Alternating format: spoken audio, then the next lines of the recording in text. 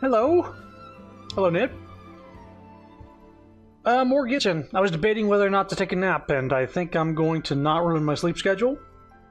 I'm just gonna play some Genshin until it's time to go to bed, basically. We got home, we were extra tired from work, it was rainy. A very sleepy, sort of comfy day, so just gotta take it easy. Play some Genshin.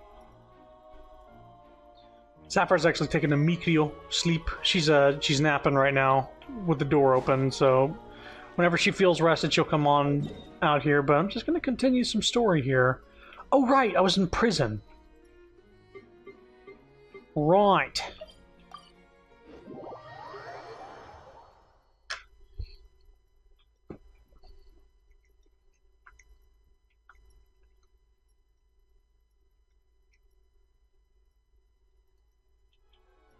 Alright, so we're gathering info.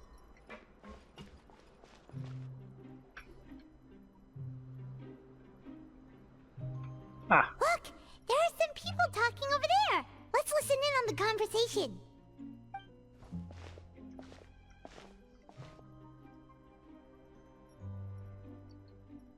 If you ask me, those pompous parasites on the surface act like they're all a bunch of aristocrats.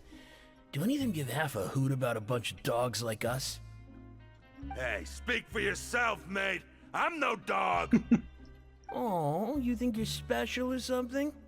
If you're here, then you're just a convict like the rest of us. I've heard that even if you're released after serving your sentence, going back to life on the surface ain't any better. Once a criminal, always a criminal. We're marked for life. I don't buy that. Hey, how cool would it be if the whole world was destroyed by a giant flood and everyone had to start over from nothing? What kind of filthy bilgewater are you spewing? I have family up there. You best shut your sewer hole with talk like that. Jesus. Listen, things ain't so great on the surface, but who says that you have to leave? I've heard that you can still stay here and work even after you've served your sentence. Not bad if you ask me. Who wants to live in the ruddy overworld anyway? And what makes you think they'd want to hire someone like you? That's one of the great mysteries of the universe, how someone as useless as you is so confident. Whoa. Sounds like they're really unhappy about the overworld. Speaking of which, Paimon never heard anyone use the words overworld or underworld when we were living up there. Is it only something the inmates down here say? I think you're right. It's normal for convicts. it's normal for convicts to be unhappy. That's true. I like that he's shout talking. Nobody will be able to listen in on me. I'm the quietest talker in the world. Hey, who's that? What are you doing? Stop listening to me. There's a group of people over there. Let's go listen in. So I said, that's not a faucet. Hey, who are you two? Why'd you come over all of a sudden? What? Oh, sorry for eavesdropping. Sounds like you were talking about something private. Oh. What's the matter? They're just looking to join in on our fun, that's all. Hey, don't pretend like it's okay for them to just interrupt us like that. Yeah, fine. You're lucky we don't mind extroverts that much. Thanks. You guys are really nice. You hear that, Quisto? We're nice! Your expressions tell me you're looking to hear some juicy info, am I right? But before that, it just so happens that I know you two. Really? Are we that famous? You're kidding. How often does anyone get a personal tour led by His Grace himself? Practically everyone was talking about it. Word has it that you also caused quite the kerfuffle. Oh, it was just a little mistake. A little mistake, huh? I like the way you put it. You see, people with a good attitude can join our group anytime, unlike some of the others here. Your group? I'm Quisto, and this is Lavaroon. People usually call us the Bombshell Bros, but don't worry, we're not playing with bombs or anything. It's just that our information is always so explosive, and we blow minds on the regular. Mm-hmm. So, you two really like to gossip? Whew, you sure know how to embellish. No. You don't get it. Knowing intelligence will make things better for you here. For example, knowing who's working with whom, who has the latest rumors, who's not getting along. Wouldn't you like to know all that? Sure, fill us in. Oh my Archon, I'd love to know. Please tell me. Whoa, all this info's worth something, you know? You should prove you're worthy of it. I don't mind him. Quisto's always this way. Just play nice and say something to massage his ego. It's Mario and Luigi here. The welfare meals. Talk about the welfare meals. We ate the most incredible welfare meal recently.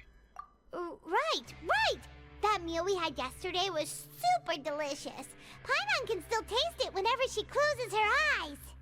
Is that so? To tell you the truth, I've been helping out with making those welfare meals. I've been working as a kitchen assistant for about a month and a half now. A month and a half, or for about half a month now? Those are two very different things. That's 45 days versus 15. Oh, so you're the one who made those delicious steaks. Amazing. You could be a professional chef. You are correct. I am a true professional. In fact, I even went to culinary school. But since you like my cooking, I guess that means we share similar tastes. Listen carefully. This little bombshell will help you learn what's really going on here in the fortress. Huh? Did Labaroon just wink at me? Seems he's saying, don't be upset, he's a good fellow. Listen, kids. The power structure within the fortress is quite complicated. The Overworlders couldn't care less about us down here. We're basically dogs to them. You've already met the one person here you should never cross, the Duke, Risley. He knows more than you think. And if he doesn't care about something, then he often doesn't bother dealing with it. Those who have the Duke's attention get all kinds of special perks. Even better treatment in the infirmary. Yeah, I know who you mean. It's that Jurier character, right? I don't think there's anything useful about him at all. Why does he visit the infirmary practically every day? Is it normal for anyone to be going in and out of there so often? If you ask me, he's just faking it to get out of work. But did you know that Churia was a talented researcher from the Fontaine Research Institute before he came here? There's no denying that. I don't care if he was a researcher that could turn dirt into Mora. Once you're in the fortress of Meripede, you're just another inmate like everybody else. Yeah, that's right, boss. It's got that sort of voice going on. Ah, interesting. According to Quisto, a person named Jiryu frequents the infirmary. I should take note of that. Speaking of which, the last time I saw him, he was passing by in the corridor with Lorvine. I also heard they started arguing in the library and got into a fight, right? Guess that's just how terrible of a guy he is. You mean he hit a woman? Wow, I never imagined he was that bad. But that Lorvine's also quite the odd one, you know?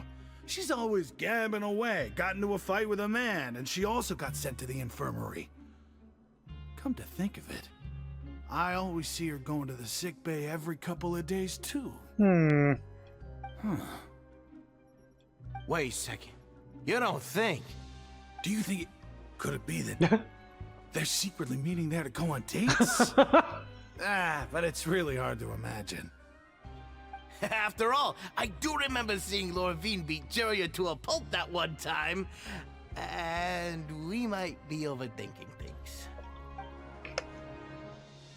So Jiryu had a confrontation with a girl named Lurvine, who also frequently visits the infirmary. I'll remember that too. Is it really all right for us to talk about people behind their backs like this? That's just how it goes. Good gossip is still gossip. Yeah, I guess you're right. But wait, we're not just gossiping. This is legit information we're discussing here, right?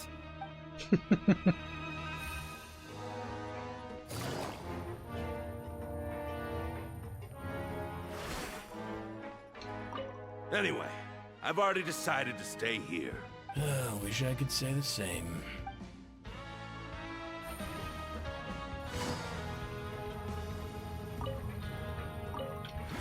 Uh-oh. Uh-oh. I think the game is lagging up. Oh wait, no, I have no space in my artifact inventory. Give me a sec. Ah, shit. Shit. Okay, sort by quality.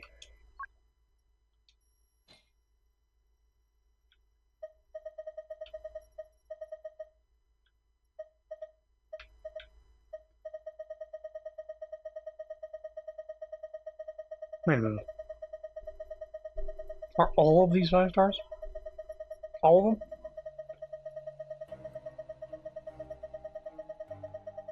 No. So, yeah, I need to delete...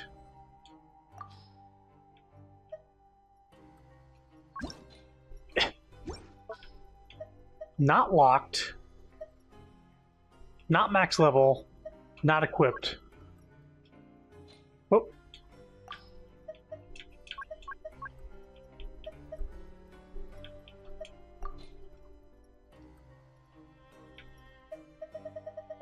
And then sort by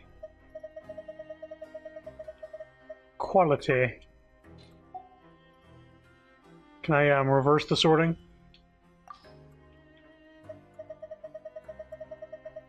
Ascending. There we go. That's what we need to like have this on all times. Okay. Shit. You let's see here. Destroy. Can I like you can drag? Holy shit, dude. I just tried it just as a larf. It fucking works.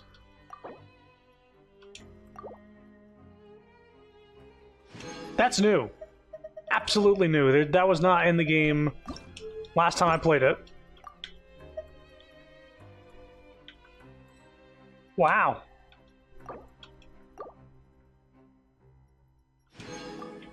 Sheesh. Destroy. Get that down here again. Getting money. Yeah, you get more for destroying artifacts. That's probably where a lot of my money comes from. Yeah,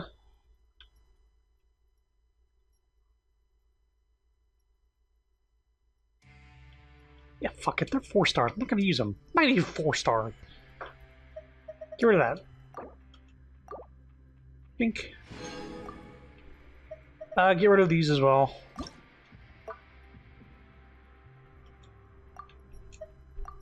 This item cannot be destroyed. Why not?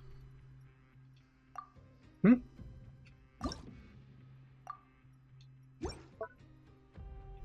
It's not locked.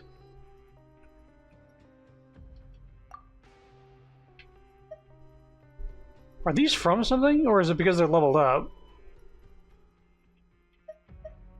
This must be like a quest thing. I don't remember where I got this, but I can't destroy it.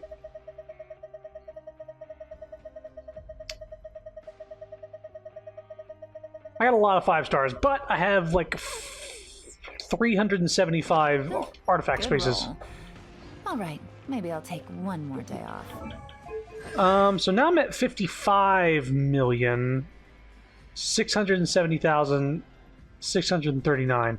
I think I spent some money. Knock out the rest of the work once I'm feeling up to it. I think I had 57 million at one point. What did I spend my money on? I spent my money on getting. What was it? It was, where are they? Ah, these. I need these for Arlecchino's, talent things. But I can't even...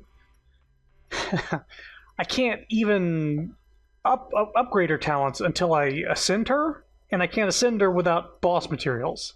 And I can't get those boss materials without progressing the story. So, here we are.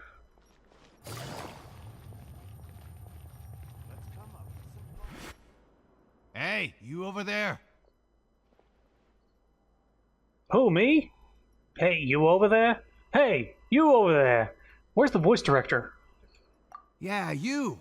Say, do you like playing card games? You know, like Genius Invocation TCG? Yes, please. Even people down here play that game? You TCG players are like mint in the wild, literally sprouting up everywhere. That's a good joke. Hey, come on now. What's wrong with finding fellow Invocation aficionados? Anyway, care to join me for a game? No thanks, we're busy with other things at the moment. Ah, alright. No pressure. But why would you be looking for people to play Genius Invocation in a place like this? Don't people usually come here to fight? Whether you're throwing down cards or throwing punches, it's all a competition, isn't it? It's all the same in my eyes. There are lots of card players here in the fortress. When I saw you, I immediately thought, hey, even outsiders from other nations play cards. So I came over to say hi. Would you mind chatting with us for a moment? Sure. Great! Since you've been here longer than us, you need to flex your seniority a little bit, right? Maybe you could start by telling us newcomers some stories about this place. I thought you would have already heard everything by now. Alright then, did you have anything specific in mind? Or do you want me to just pick a topic? Why don't you pick? We'll let you know if we've heard it already. Alright. Have you heard any strange rumors since you've arrived? Yes, we have. Then, did you know that there are some people who are always gossiping over in the corner? You mean Cousteau and Leveroon? Yes, you've already met those two. They're quite a pair. They always keep an eye out for the latest happenings and gossip about everything. I've never seen anyone with more time on their hands. I heard that they used to be a chef and a bartender before they were set down here. You know how bartenders are, always chatting with customers. And chefs love to pass the time just hanging out when they're not cooking. Good to know. Do you have anything else to tell us? Let me think. Sounds like you want to hear something a little more tantalizing. Oh, did you know that the Duke was also a convict in the Fortress of Meripede before? That's juicy. Huh? Wait, are you serious? That's right. The Duke was an inmate just like you and me. Seems he was exiled here for committing some crime. Who knows how he ended up rising up to become the warden, though. See, when I first saw Ridesley, I said, this dude's a hoodlum. He's a bad guy. But he's got a heart of gold. And Sapphire got to this point in the game. She's like, no, he's the warden. You misunderstand. He's the warden. And then she heard this line and said, like, oh, no, wait. He was a bad... He did... Yeah, I'm talking about you. You're supposed to be napping. To go from an ordinary inmate to becoming the manager of the whole place? I'm not gonna lie, I kinda respect that. By the way, do you happen to know anything about a forbidden zone? A forbidden zone? Sounds like something that someone just made up. I've never heard of that. Where did you hear about it? It's just a rumor we've been hearing, but no worries if you've never heard of it. Do you have anything else you can tell us? Anything else? Not that I can think of, but I'll be sure to tell you anything interesting I hear next time. You'll have to play a game of Genius Invocation with me first, though. Okay, we've talked to just about everyone, and it's about time for us to go meet Linny. According to the card he left us, we should go meet him in the production zone. Wow, that was coming out of like the left ear in a weird way for a sec.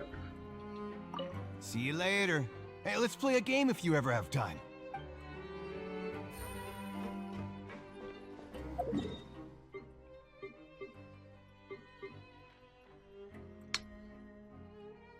Oh, there's no teleports on that level. We need to go down.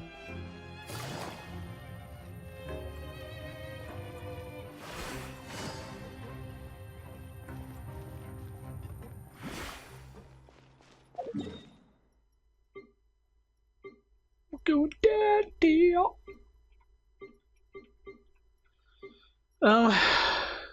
Into the deep water murk. Yeah, I don't know.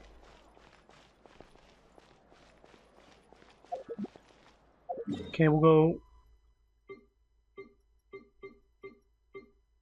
to this one and go up, I guess.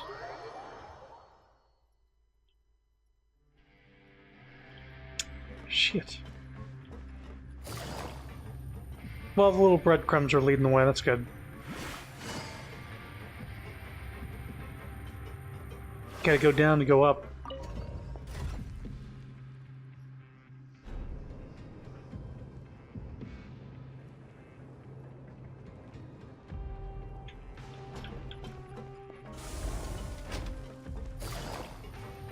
learn the safety rules by heart.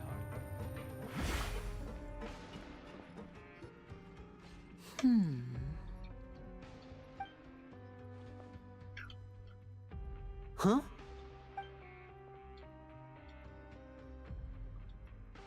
That look in your eyes. You found something? A little something, yeah. Hey, this is no time to be modest. Just tell him we found a boatload of information. Oh, as expected of the legendary duo, you have my full and undivided attention. You summarize your findings to Linny. The whole thing about Child. I'd have never guessed that myself.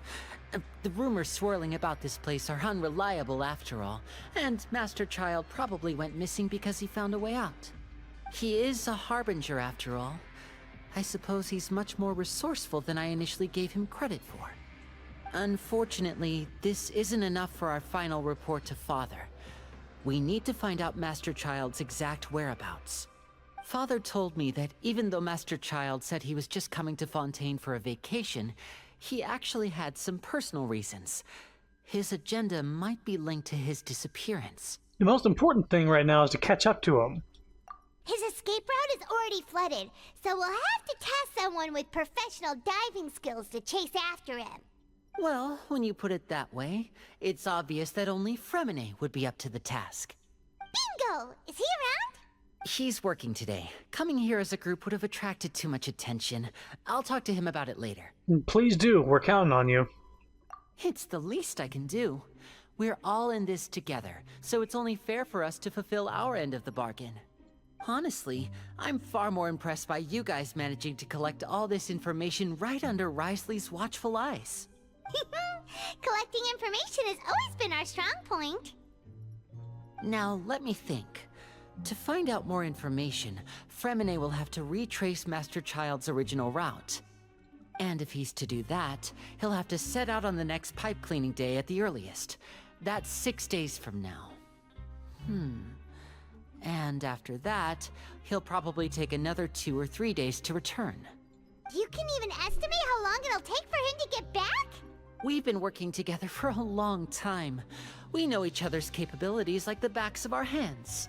Traveler, what say you to meeting here 9 days from now? We'll be able to pick up Fremine while we're at it, too. Sure. Oh, and there's just one last thing we'd like your help with.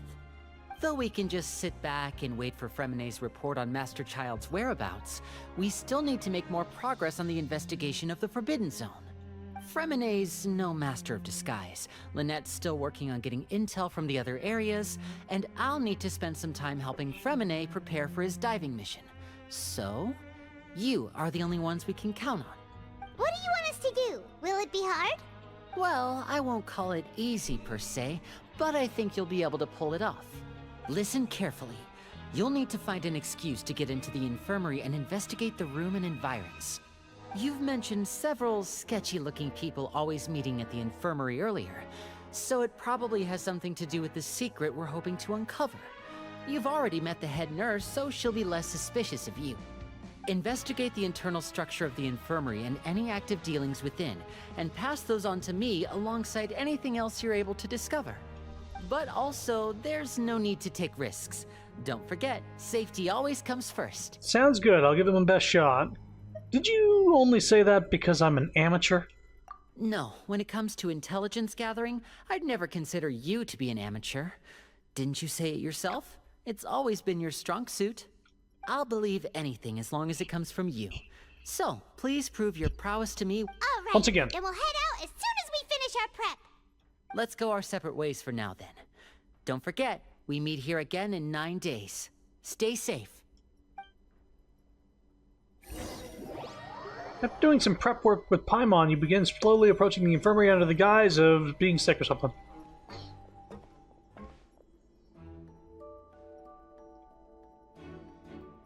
Hey, stay here for now. Paimon will take a peek. There seem to be several people inside. Let's try to eavesdrop on them first. You and Paimon hide in the corner and try your best to eavesdrop on the people inside the infirmary. Several people appear to be engaged in conversation with you only manage to catch bits and pieces. Right, I feel like... It's not impossible. Oh, So, time.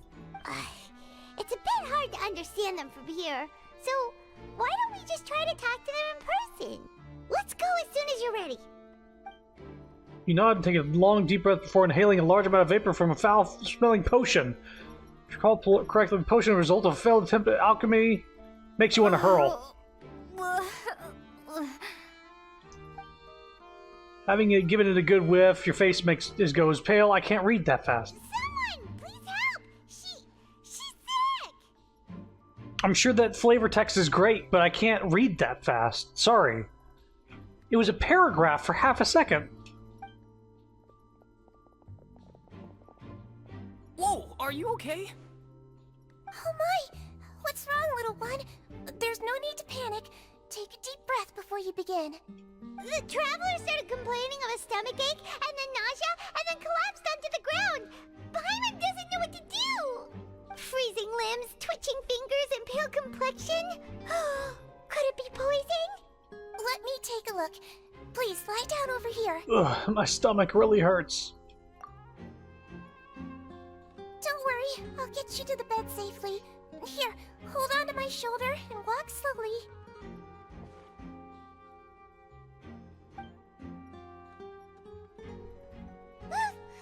You can do it, Traveler!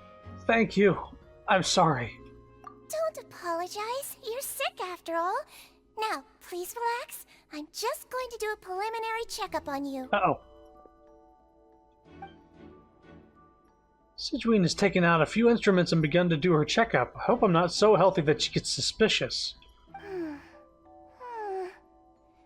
I see now.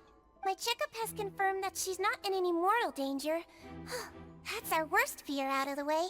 Eh? Oh, that's good. But I'll continue my diagnosis of the patient now. Please, relax and take a deep breath. Sidgeween's using her hands to palpate different areas on my abdomen. Seems like she's using elemental energy, too. Her expression's growing more and more relaxed. Don't sense serious damage to your organs, either. Does it hurt when I press here? It's not too bad. And here? Oof. That hurt a little. Huh? But based on my initial checkup, there shouldn't be a problem here. Oh, how strange. Oh no, my acting was a bit over the top? What about here? Does this hurt? No, not really. I can barely feel it. Oh. I understand. So that's what it is. I think you just ate something that disagreed with you. That's all. Nothing too serious. Outside of a pretty bad stomachache when it decides to act up. So that's what it is. Thank goodness it's not anything more serious. And there have been other inmates complaining about the food recently. I'll inform our head chef, Mr. Woolsey, of this problem as soon as possible.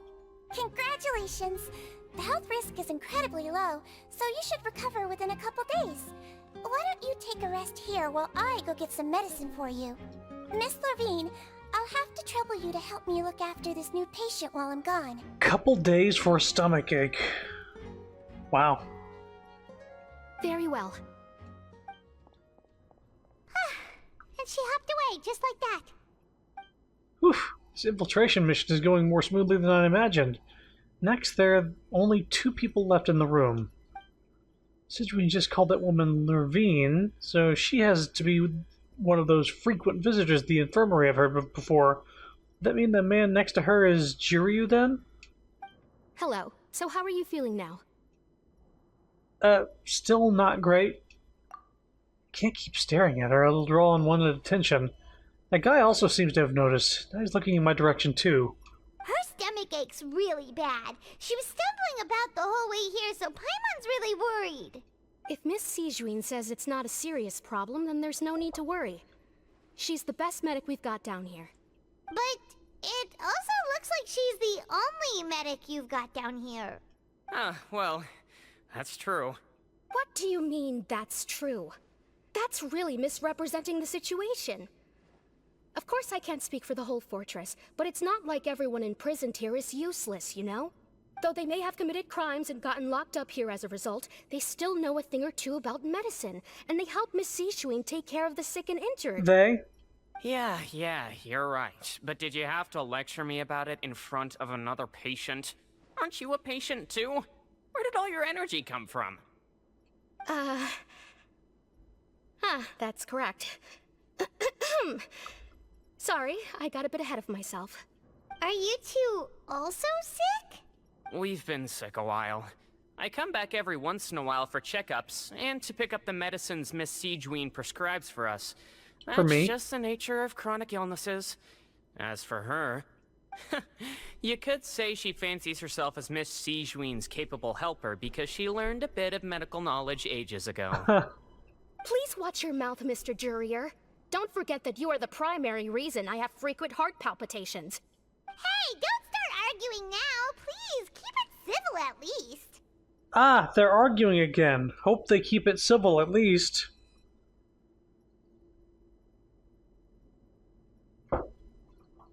More voice differences.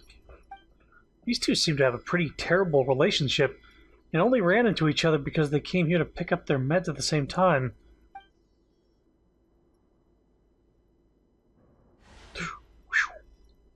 But outside of the two of them, there's nothing suspicious inside the room. All the files on the table appear to be patient records. And while there's a box, I can't check it out right now. There also aren't that many furnishings on the wall. Huh? Wait, there seems to be a movable hatch on the ground over there? Hey! There's no need to fight! Everyone will be released someday, so there's no need to argue over silly things like this! But... Release. It's way too early for us to even think about that. And who the heck knows if we'd even be able to continue our previous lives? Presence of a movable hatch isn't strange by itself, but perhaps it's my adventurer's intuition speaking. But isn't it a bit strange that there's a movable hatch here of all places? Is it hiding something? Please allow me to end this boring and useless conversation. Oh, and Mr. Jurier, I don't want to see your face here again anytime soon. And same to you, Miss Lorvine. Anyway, that was more than enough rest for me, so I'm going to get out of this excessively noisy place. See you later, everyone. He just slowly walked off like that? That's just what he's like. I'm sorry you had to see all of that. I'm Lorvine, and that's... Well, his name is Jurier, but I hope you'll never have cause to remember his name. You really can't stand him, huh? I mean, can you blame me? Who would like someone who's as arrogant and obsessed with weird research topics as he is? But there's no need to keep dwelling on him. I'll accompany you two for a while. Miss Sishween should be back soon, and I'm sure you'll feel better as soon as you've had some of her medicine. Thank you for looking after me. No, it's nothing. I'm back! Did you rest like you promised? Thank you for getting our medicine, Miss Sijween. Did you all cooperate with your bed rest? I trust that nobody got up to walk around. Good. Here, this should be 2 days' worth of medicine for you. Take one pill now, and then continue your bed rest. You take the stomachache pill that Sijween gave you. Miss Levine, I left in a bit of a hurry just now. Do you still remember if we discussed the color of the pill that you should be taking today? I remember. You said it should be yellow. Did they talk about that before we walked in? Why don't I remember? Yellow, huh? I understand. These are yours. Please, make sure to go to bed early after taking them tonight. You'll benefit from a good night's sleep. All right, then I'll also be on my way now. I hope you feel better soon, too. Thanks. See ya! Bye. Oh, shit. I'm going to fill out your medical record now. You're widely known as the Traveler, right? I just want to double-check a few details, if that's all right with you. Those two made quite the commotion just now, so why don't we let the traveler rest? Paimon can answer the questions instead. So her primary symptoms are abdominal pain, with secondary symptoms of nausea. Is there anything else? That's it. Alright then. Is there anything we should know besides to take the meds? No, her base constitution is quite good, so I'm sure she'll recover quite quickly after taking the medicine. Please, make sure to stick to bland or less stimulating foods, and don't stay up too late at night. Got it. Paimon will hold the traveler to that for sure. Sidween's still looking at me. I should just try to take a nap like she said. Oh, you're going to take a nap already? Okay then, you get some rest. You move yourself to a regular patient's bed and relax completely. The weariness from work and intel gathering overwhelms you. You can, however, still catch some of Paimon's conversation with Sidween. We've been to lots of places together. She may look a bit under the weather now, but she's actually super strong. Oh, so you're the best of companions. Well, don't worry, she'll recover soon. Companion. The word brings forth a wave of comfort. You're awake. And you sleep. How do you feel? You slept for a really long time, but we never left. I feel a lot better. Thank you both. Well, now you can go back without a worry in the world. Remember to take the meds regularly, and don't forget, bland foods. Take your meds regularly, and remember, bland foods. Yeesh. Also, hey, Alex. Yeah, specifically Fontaine, our conquest, has a ton of English voice acting not matching with the script.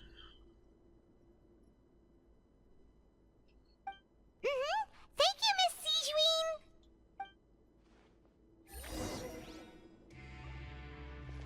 Sidween. Seems like a lot of people have been coming down with an upset stomach lately. I'll need to address that.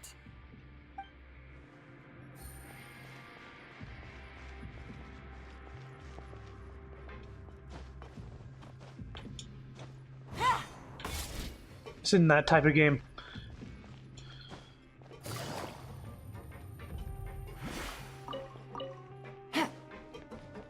Do a fucking Mario ground pound. Okay, we're on the same level. New.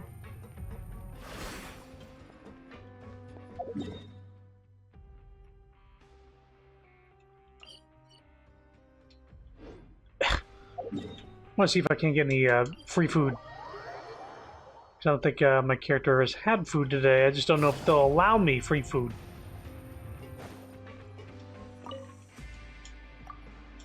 Enjoy your meal. Okay.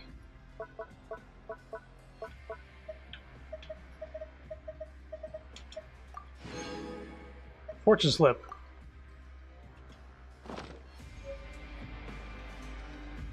Often 2 small steps is bigger than 1 big step. About the fortune slips. We ask everyone to help write the fortunes. Sometimes we need a little pep talk and a little courage from people in the same circumstance as us. Although we've had problems with people trying to write inappropriate fortunes to stir up trouble. It's a real headache. I'm just trying to do something nice for everyone, but now I have to waste my time checking all the fortunes.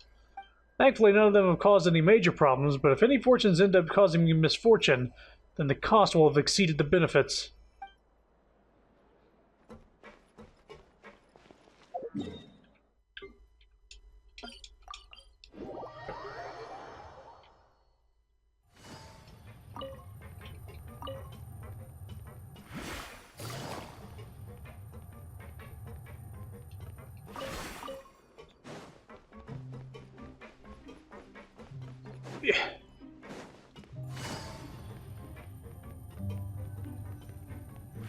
Yeah, I get stuck on nothing. You really are something. To be able to fall asleep like that and even sleep talk the entire time, you scared Paimon half to death! Did I say anything I shouldn't have? No, but you kept mumbling things along the lines of, Pyron, go take my grilled fish and put down the Adeptus Temptation now! Paimon talked with Sidween the entire time you were asleep.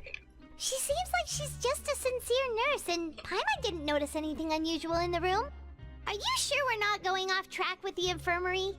Are we really off track, though? There's still a few weird things about the place. That movable hatch on the ground, as well as the question Siegeween asked Levine. And also, were they really talking about their meds before we walked in? Oh, was Levine and Juryu's argument genuine? Or were they just putting on a show? Paimon, hear me out. Whoa, you really are super thorough. All those tiny little suspicious things that Paimon didn't even pick up on. We've got to get the info to Linny. Over the next few days, you and Paimon work at your stations as normal. During your shifts, however, you manage to find opportunities to write keywords relating to your suspicions on a piece of paper. Oh, that one was important enough to stay there for a while.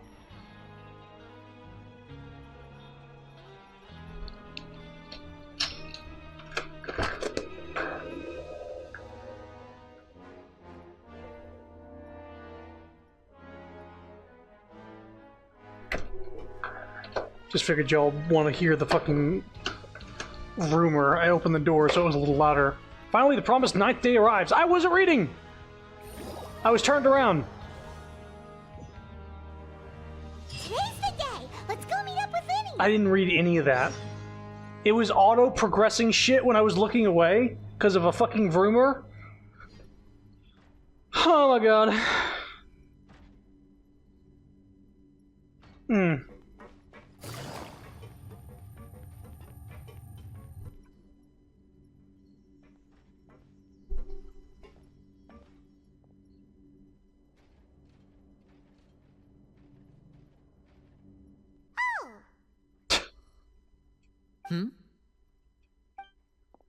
Oh!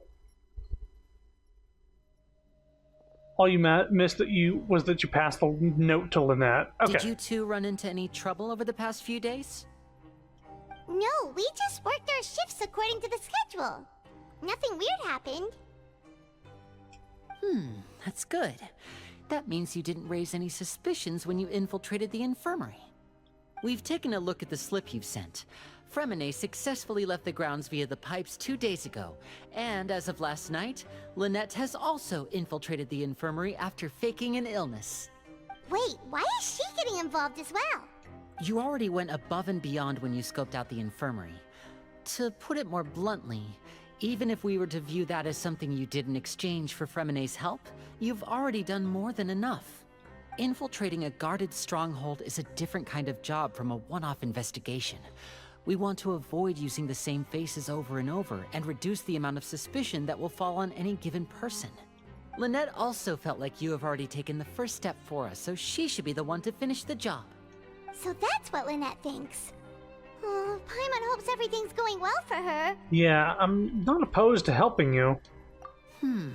Perhaps that's true. You are both very good people, and we've come to appreciate that more than anyone else. Unfortunately, there's still one thing that could get between us, lest you've forgotten. The matter of our respective loyalties. You've mentioned before that you've had some run-ins with the Fatui. I can understand that feeling, so I assume you're just helping us out of the kindness of your hearts? Well, everyone could use some more friends. We'll be counting on you to help us in the future, too. Since I see you as friends, then it's even more important for us to protect you from any peril. Fremine and Lynette feel the same way. I get it now. Glad to hear it. Then, let's go check on Lynette before Fremine returns. If everything went well, then she should be wrapping up her investigation right about now. Is now really a good time to go over? According to my observations, Siegeween always spends around half an hour away from the infirmary right before lunch. Lynette knows this as well, so this should be a good time to meet up with her. Oh yeah, we heard about that too. Also, I'm her brother, remember? It's only natural for an older brother to care about his younger sister's well-being. Okay, then let's head over right away.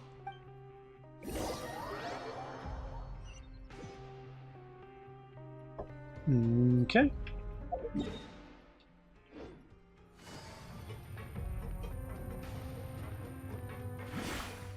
Take it easy. Lynette should be here right now. Huh. Strange. Lynette? Sigewin isn't here, but why isn't Lynette here? Could she have found a lead and left to follow it? No, Lynette rarely deviates from the plan. We agreed that if she were to make changes on the fly, she'd find a way to let me know. Unless... Let's see if there are any clues around here. We can look while we wait for her. Who knows? Maybe she'll be back soon. Okay.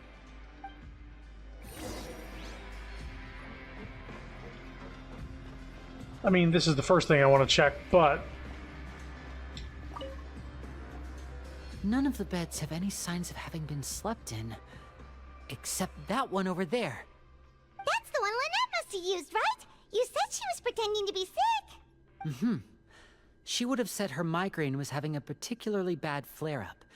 Generally speaking, the head nurse would then ask her to lie down and rest, while she left to retrieve the medication. But this bed is still unmade.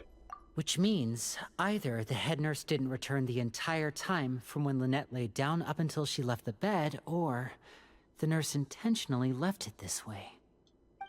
Oh no, that's not a good sign.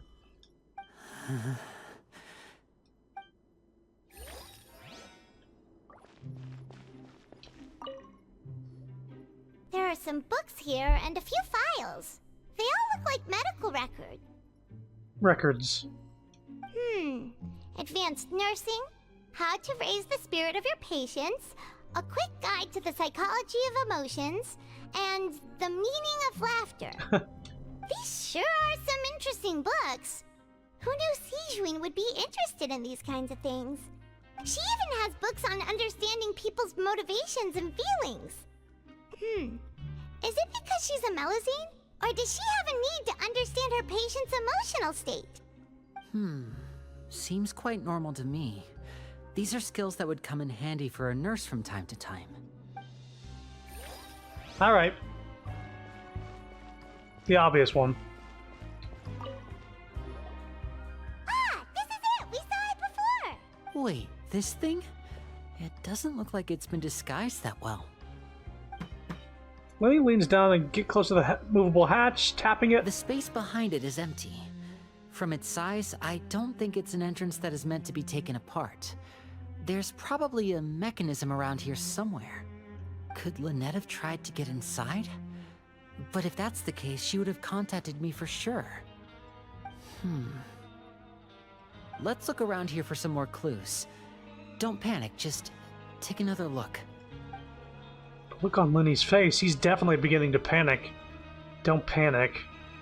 He probably said that subconsciously more for himself than anything else.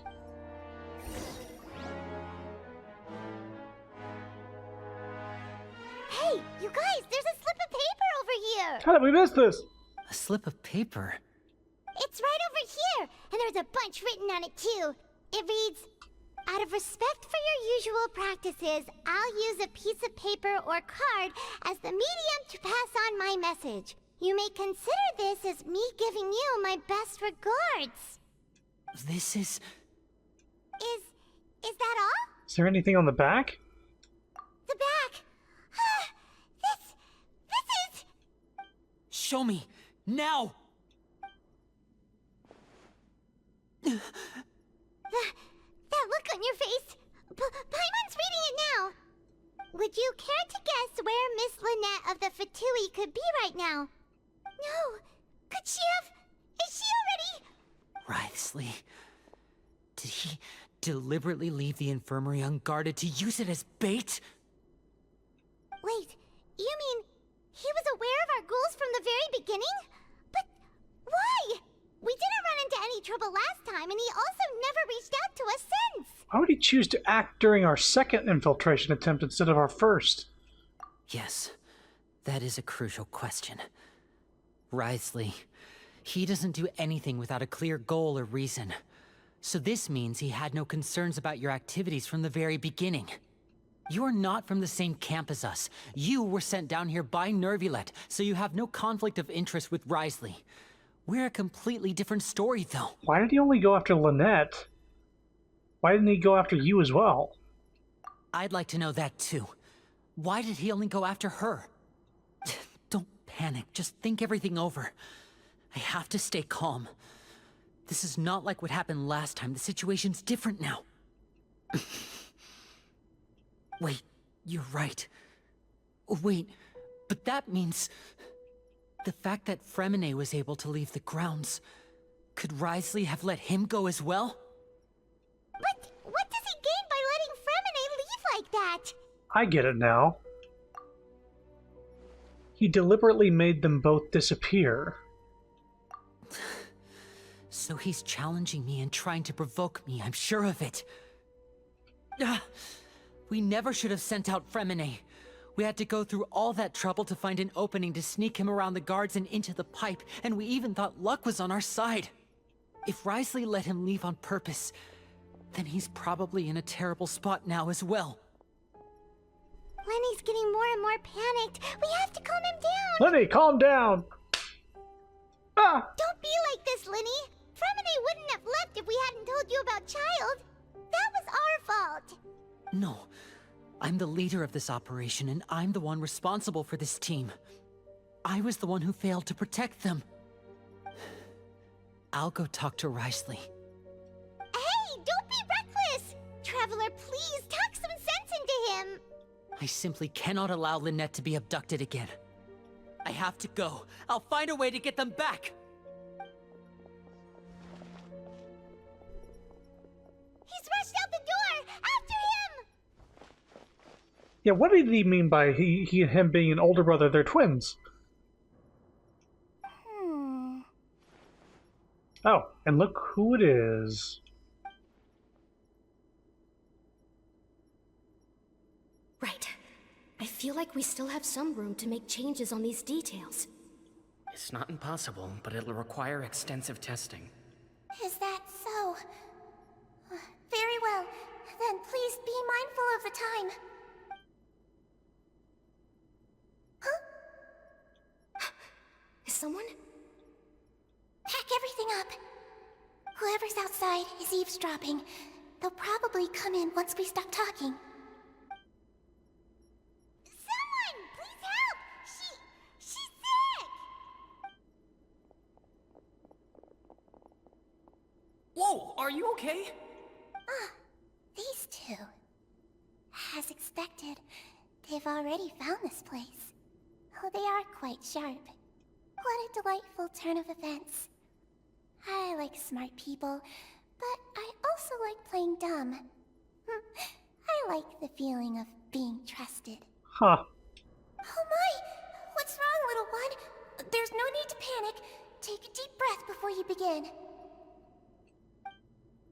Being able to read human expressions is quite the useful skill.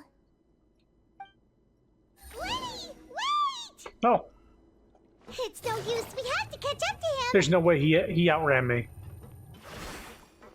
He's already out of sight. How is he so fast? Let's go hit him.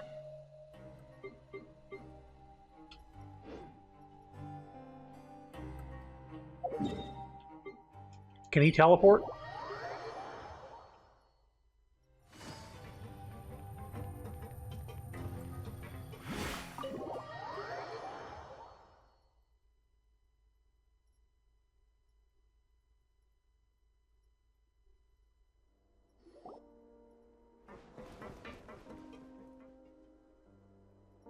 Come out and face me, Wriothesley!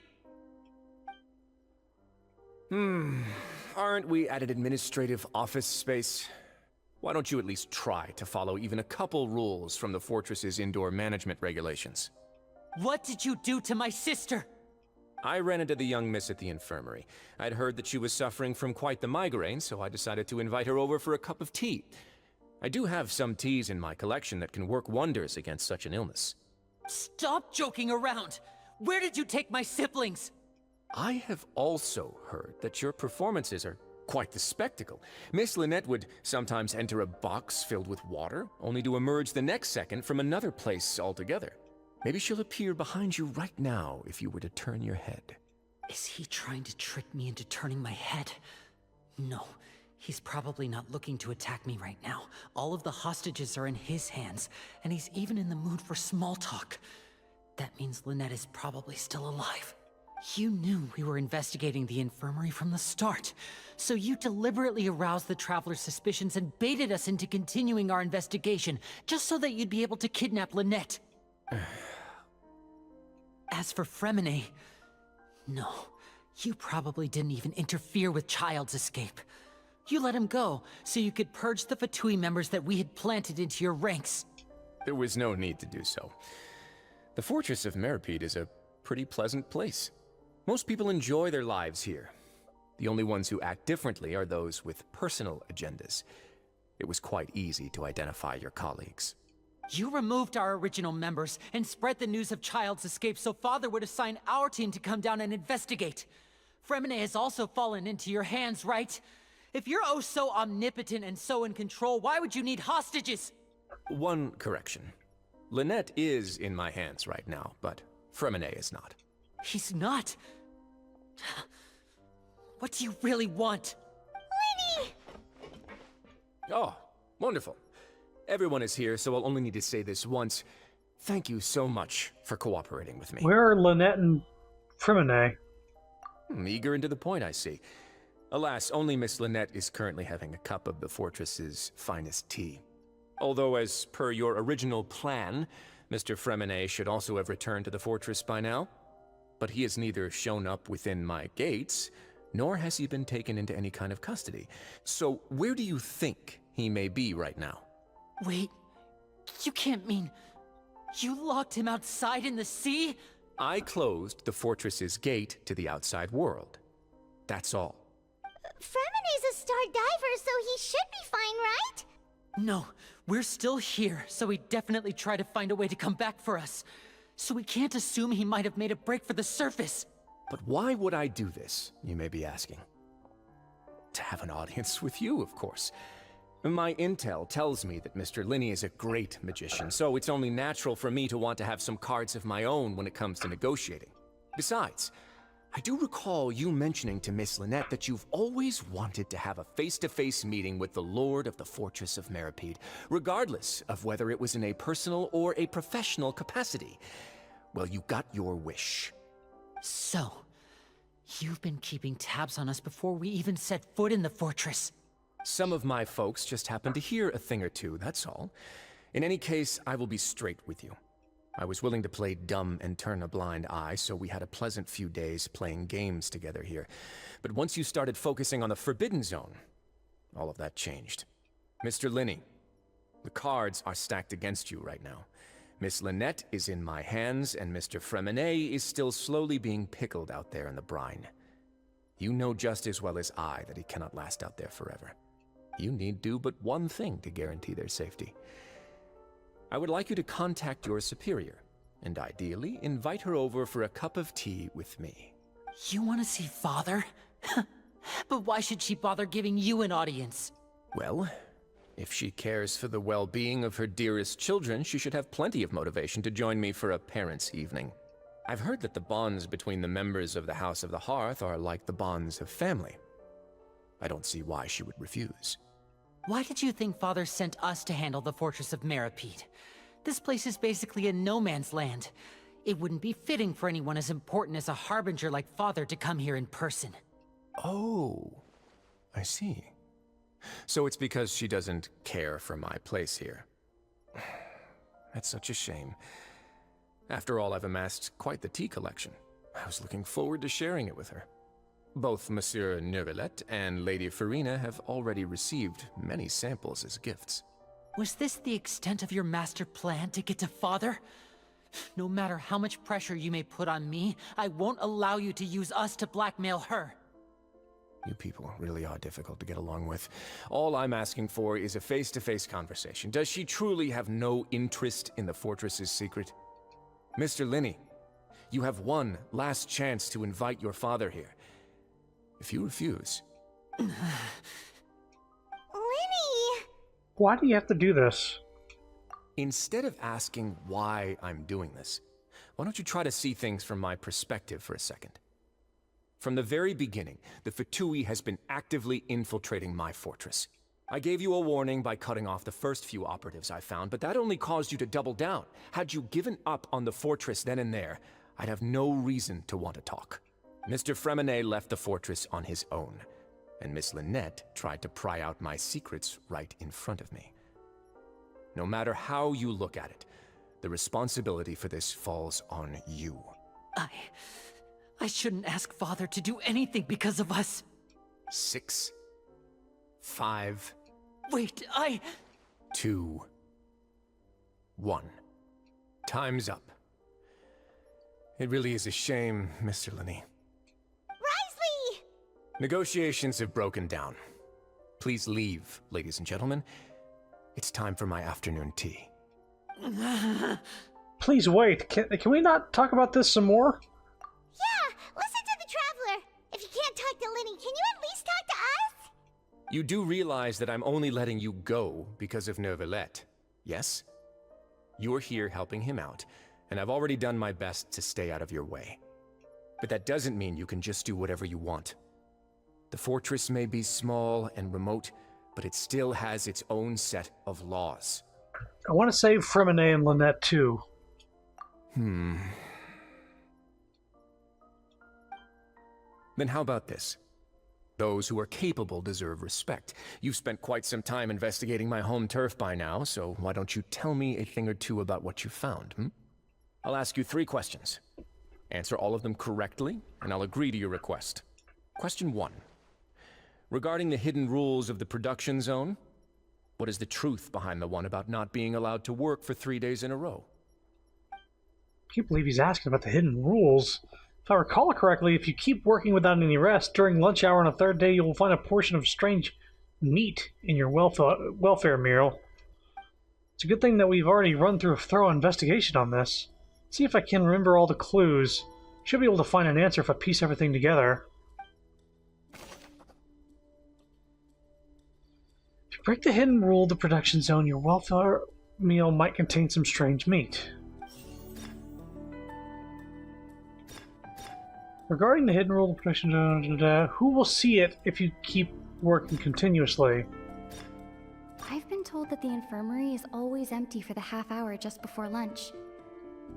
But what could Sigewinne be doing during that time?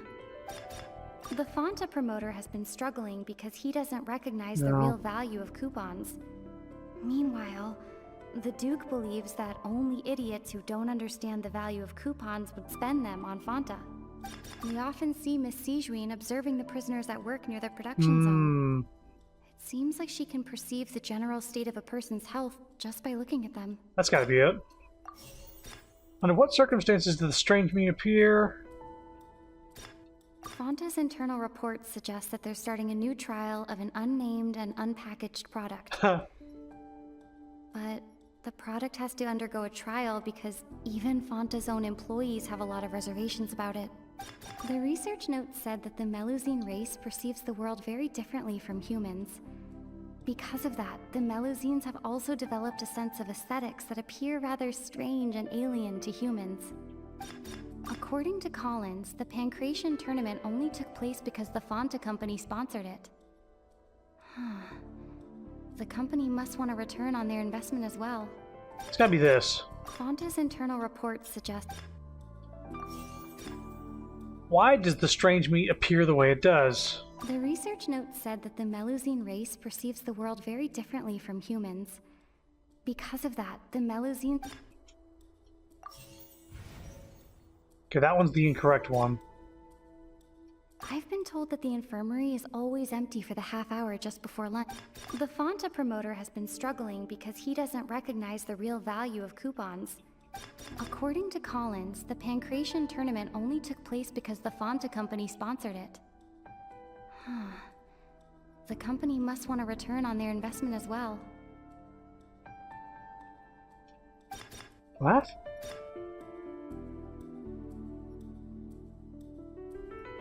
I've been told that the infirmary is always empty for the half hour just before lunch. But what? She drops it off before lunch.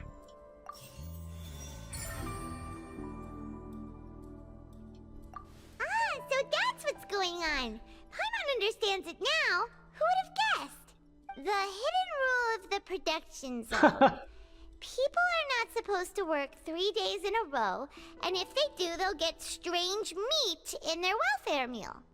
At first, we thought this strange meat must have something to do with the people who disappeared, but in reality, they were all prepared by Sijween, the head nurse.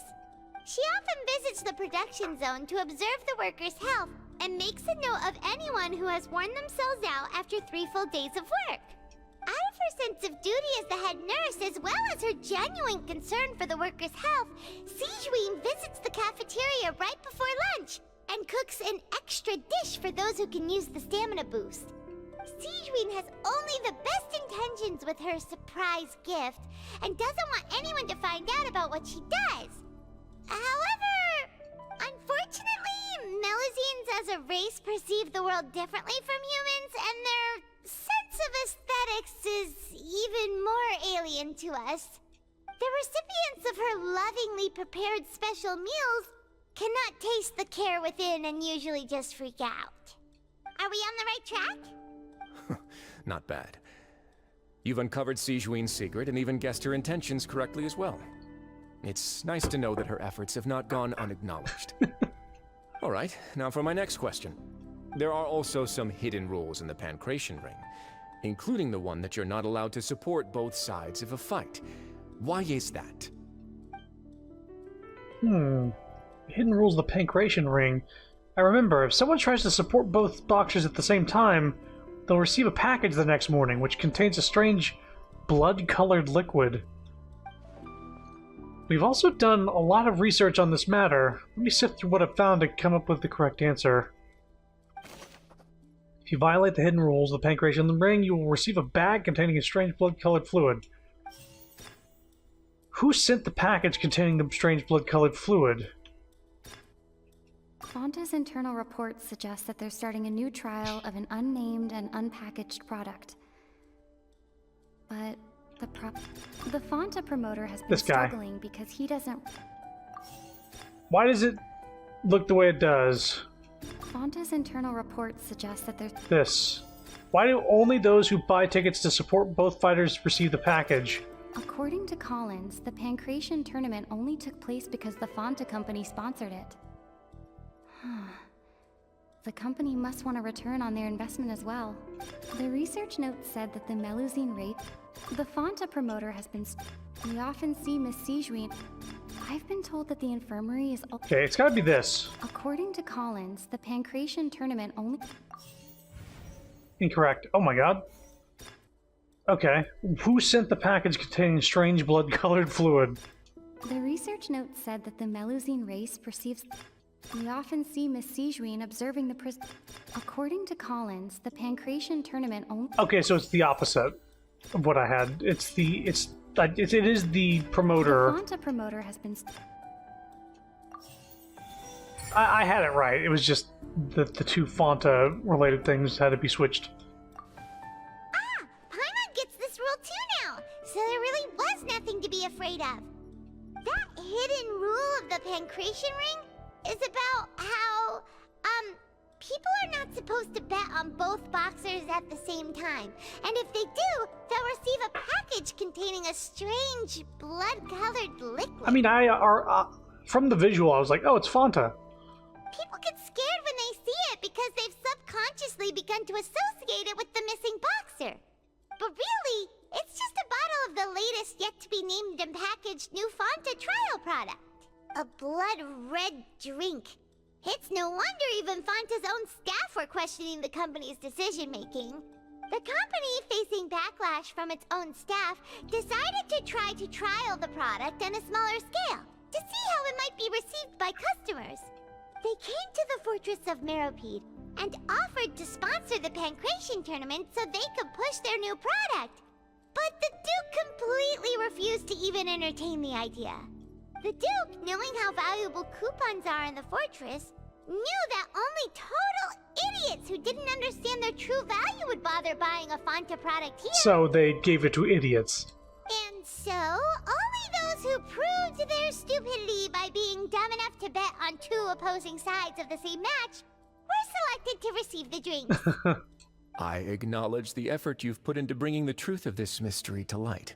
Although, based on your description, that Fanta promoter is a bit too careless with his words. I may just reconsider my collaboration with the company. All right, and here's the final question. What's the secret behind our head nurse and all of her patients in the infirmary? We haven't collected enough info to answer that question. Stop your cruel and pointless games, Risley! You know that we haven't finished our investigation, so there's no way we can answer the last question. The thought of sparing Lynette and Fremine never even crossed your mind! Lenny! You'll pay for this! Cutscene time? Ooh. Ah! Zip. He got fucking sleep dart. Lenny, are you alright? Oh, close one. I owe you, Sigewinne. That was a fantastic shot. It was nothing, Your Grace. Sigewinne? Though this gun may look like a toy, it's actually fully functional, as I just demonstrated. Sigewinne... You... Are you his accomplice in all this? Not at all. I am merely a resident of the fortress, and thus protecting it is my duty. When Monsieur Nervulette asked me to come here, he told me that my job would be to take care of the well-being of everyone here. I am merely discharging my duties. But if you mean what you just said, then isn't Linny someone you should be looking after as well? Isn't he a resident here just like the rest of us? If you're close with Nervulette, why not learn a thing or two about virtue from him? But I really am just doing what Monsieur Nervulette told me to do. Everything I did, I've done to protect them. Had I not, they would be in far more dire straits right now. His Grace knows it too, right? Your Grace? Mind proving my innocence to them? My dear Sigewinne, whatever shall I do with you? Would it have killed you to just wait another minute or two? Well, it's nearly time after all. The way you do things can be truly frustrating sometimes, Your Grace. I figured I should try to talk some sense into you. What are you talking about? What time? Take me if you want. But let them go. How touching. Can you just give me one more minute? Don't be like that, Your Grace. All right, everyone, calm down. 2 more visitors will be arriving any time now. I'll go get a cup of tea. Miss Sigewinne, I leave Miss Lynette in your care. You... What are you doing? I believe I hear footsteps.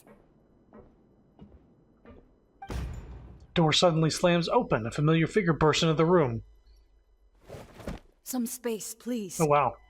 Ah, Miss Clorinde. My door. Did she bust open the door? My door. Fremine... Fremine... You're not supposed to burn out the tea.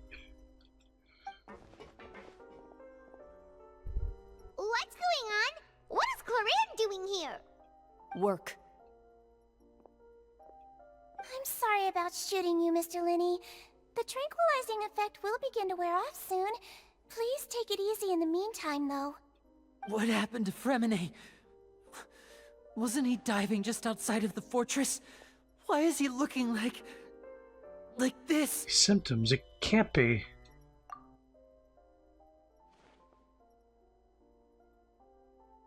A flushed face, an accelerated pulse.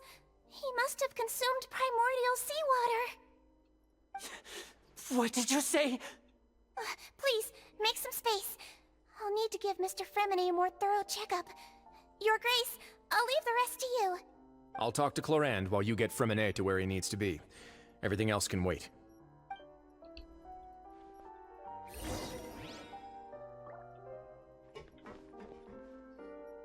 What's that look on your face? I thought I made good time on the way back.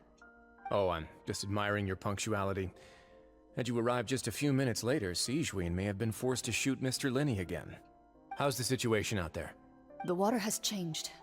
It's pretty much as expected. The concentration of primordial seawater has increased significantly. I was only out there a short time, so it wasn't too bad. But if one were to stay for any significant amount of time... well, you can see how that boy's doing. Where was he when you found him? The abandoned zone at the end of the pipes. A good distance into the water. Closer than I thought. He must have recognized it early on and tried desperately to swim back. Locking the door was necessary. I don't think we could have saved two. Well, I did try to convince him that I had my reasons. Never seems to work, though. It would probably work on Neuvillette. He has a knack for picking out who had good intentions, even when the outcomes were all terrible. That's a bad sign if you're having to plead your case to Neuvillette. Want some tea? Not particularly. If you want to drink some that badly, just say so. Fine, I'd like to get some tea. Want me to get you a cup too, since I've already made it? Might as well then, I suppose. Actually, do you have a towel? I would like to dry my hair. Hang on.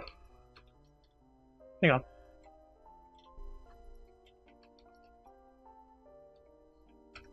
Hang on.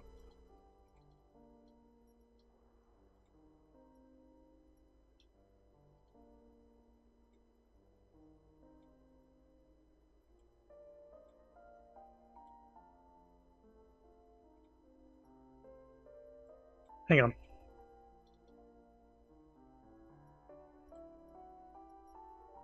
Hang on.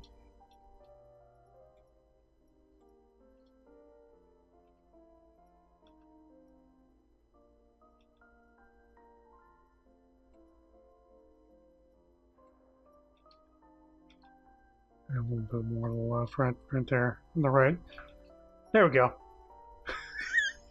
Are you getting the same gift? No! No?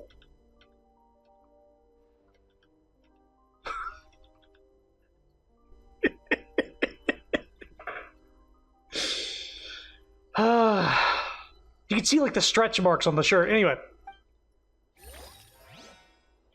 Excuse me? Let's talk to them one more time.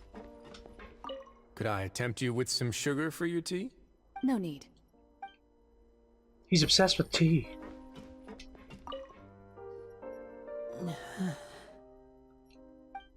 And his expression looks disgusted. Seems like he'd rather not have Sigewinne touch Freminet. Still, he didn't stop her, since it's obvious that Freminet does require urgent medical care. Sigewinne's examining Freminet carefully. She doesn't look too upset, which is a good sign. I hope Freminet will be okay. How is he? These symptoms are probably caused by an acute ingestion of a large amount of primordial seawater. Still, his condition is not critical. Of course, it would be best if he stayed for further observation. Let's leave him here for now, and move him to the infirmary once he's recovered a bit more. Sorry. I am aware that the infirmary may not be your favorite place in the world at the moment. We do only have a single clinic in the fortress, however. Why would he ingest a large amount of primordial seawater after leaving the fortress? How could that possibly happen? Please, look after Mr. Freminet for the moment. I'll go fetch some medicine and a respirator. Oh, I'll bring Miss Lynette back with me. Where is she? How is she right now? Oh, she just took a nap in an empty room after I tranquilized her. If my calculations are correct, she should also be waking up right around now. You might not believe me, but His Grace and I actually made some snacks and tea for her. Lenny has finally begun to stop tensing the muscle on his face. It seems that he trusts that's what Sigewinne just said.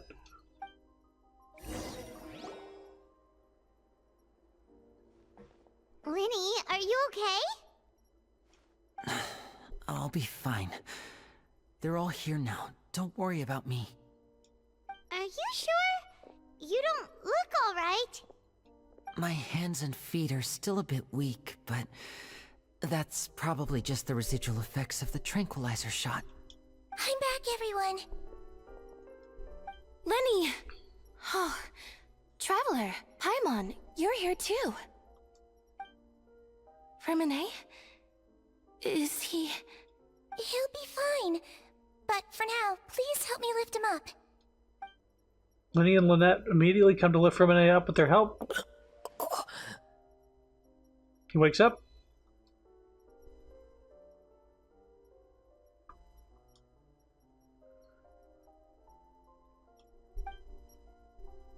His breathing's beginning to slow down. Give me a hand and help me get him to the infirmary.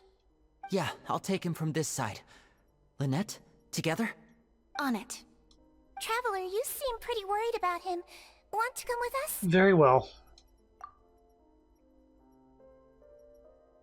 The Duke and Clarande are gone. They went to get some tea. They probably went to get some tea. The Duke will explain the truth in just a bit. Miss Clarande will need a break, since she only just returned from rescuing Fremine out of the sea. Clarande saved Fremine from the sea. Just what happened there?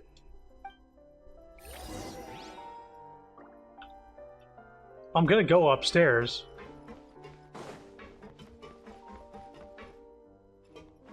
Try and stop me. Could I tempt you with some sugar for your tea? No need. Oh, they just said the same thing.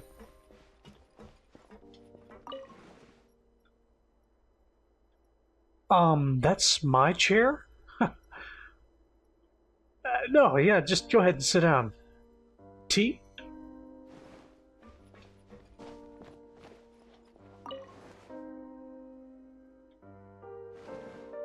Are they still here?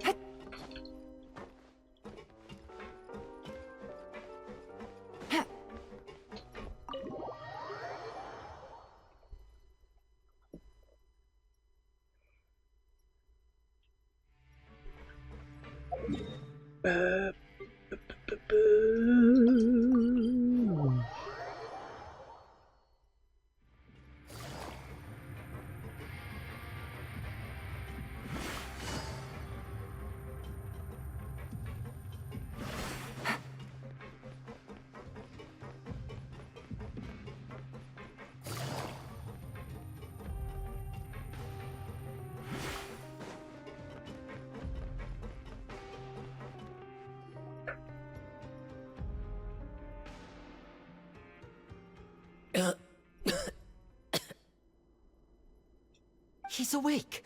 Fremine, how do you feel? Lynette. We're all here. Where am I?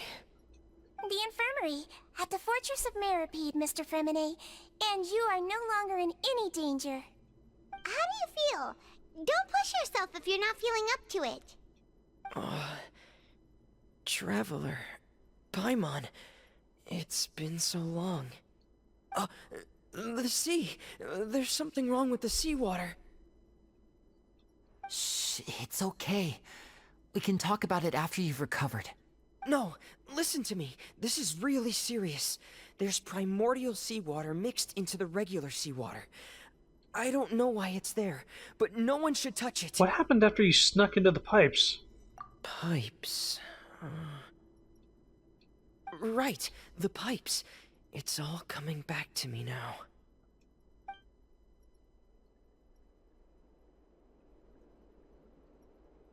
Mm-hmm.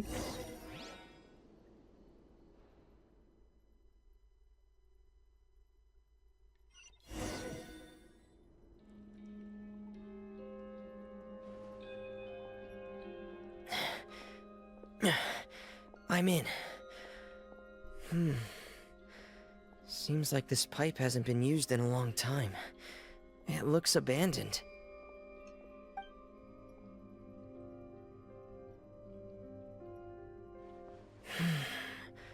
Where could Master Child be?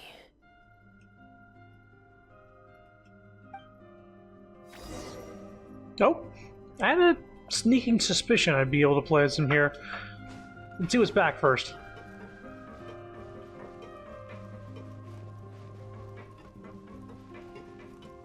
Nothing, of course.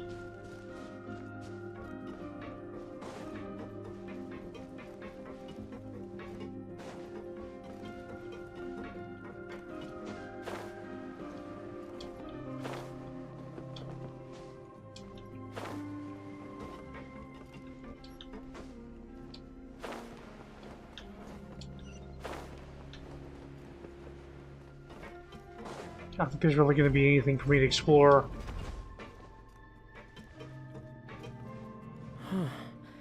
This mechanism looks like it's been tampered with. Could he have done it?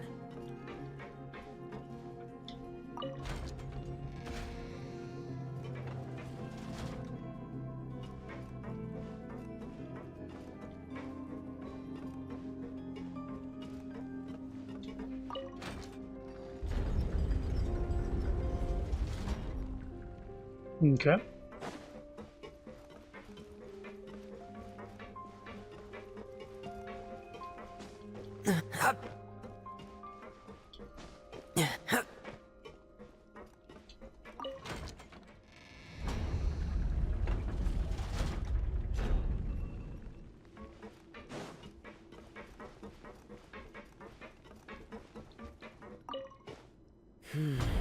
It's getting stuck on something. Seems like I'll have to avoid those obstacles while I turn it.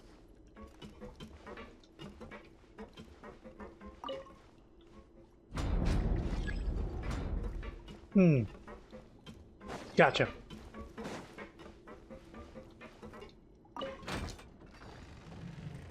Turn it, then raise it.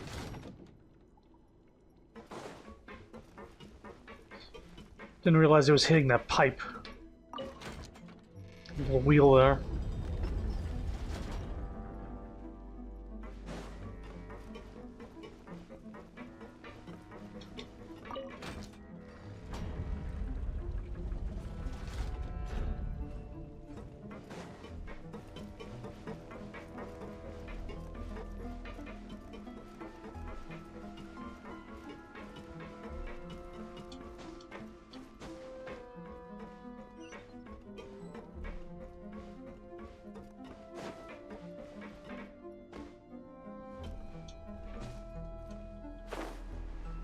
Who sets up camp on this fucking...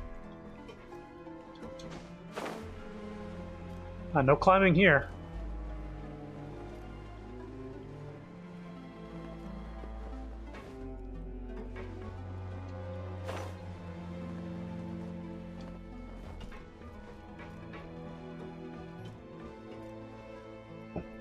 This is where the water starts.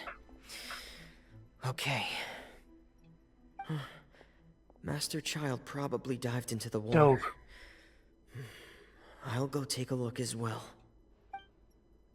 I assume the past tense is dove.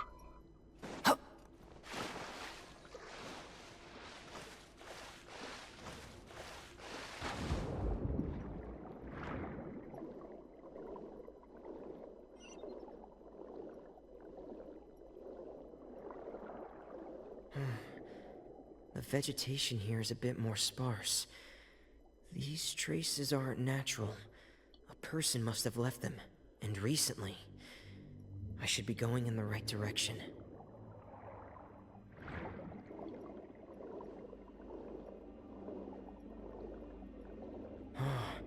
There are traces here too. I need to keep going. Huh? The traces are gone. But I don't see where he could have gone from here. Wait. What the...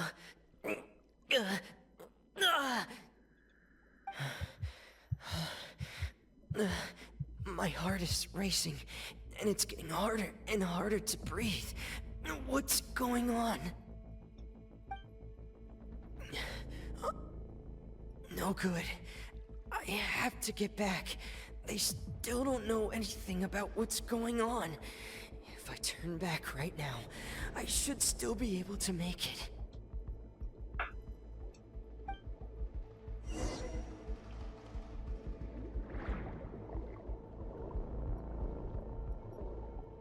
Health going down.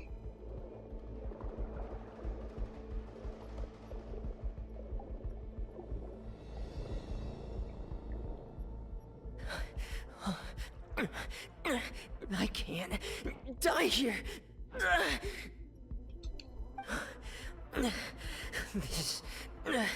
This is bad. I'm feeling worse and worse, and I'm still underwater. I have to push on.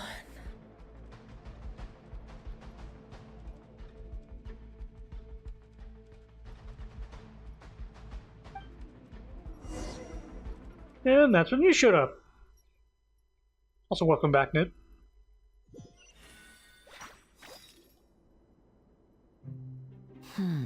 So, in other words, the trail you were following vanished, and you had no idea where Master Child could have gone. But there was also no obvious place for him to have disappeared to. That's right. I tried my best to swim back, but I had already put some distance between myself and the fortress, and I just couldn't find the strength to keep going. I probably passed out some time after that, and you know the rest. Miss Clarande brought you back, but we also don't know why she just suddenly appeared at the fortress, or why she went out to save you. Miss Clarande, you say? I must go thank her in person. You're still too weak for Monet. You can go after you've had some more rest. Miss Lynette is right. I believe Miss Clarande will stay here as a guest for another few days, so there's no need to hurry. A guest? Then I can assume Risley was the one who invited her to come down here? You should ask His Grace about that. He'll be able to explain better than me. Got it. I'll go talk to him. Yeah, it's about time he actually told us what's going on. Wanna come with us, Lenny? No, please go on without me. I don't want to leave just yet. Lenny. The logical part of my brain is aware that we're safe right now, but I still can't bring myself to leave. Both of you are just in danger. Understood. Then let's just sit together for a while. In that case, I'll leave the infirmary to you. The Traveler and I are going to head out for now. As long as you stay in here, I don't think you'll be disturbed. Thank you.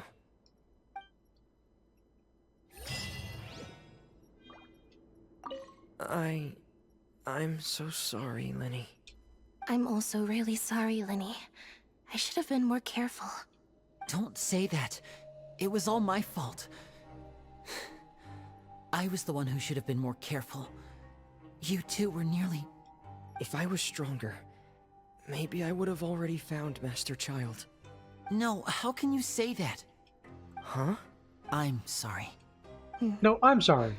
What I'm hearing is, we all dropped the ball at some point during the mission, so the responsibility falls on all of us. Isn't that right? Yeah, that's right. It's on all of us. Lenny, we understand that you're worried about us, but we're worried about you as well. Please don't blame yourself. We want you to keep your spirits up. Yeah.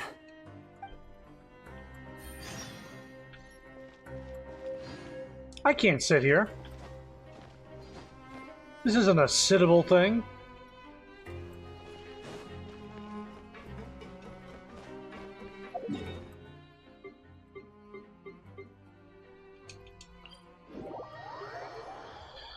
Okay.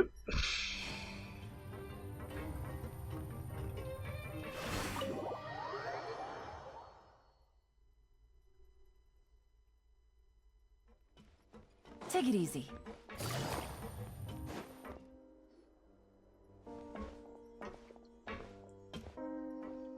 Excuse me?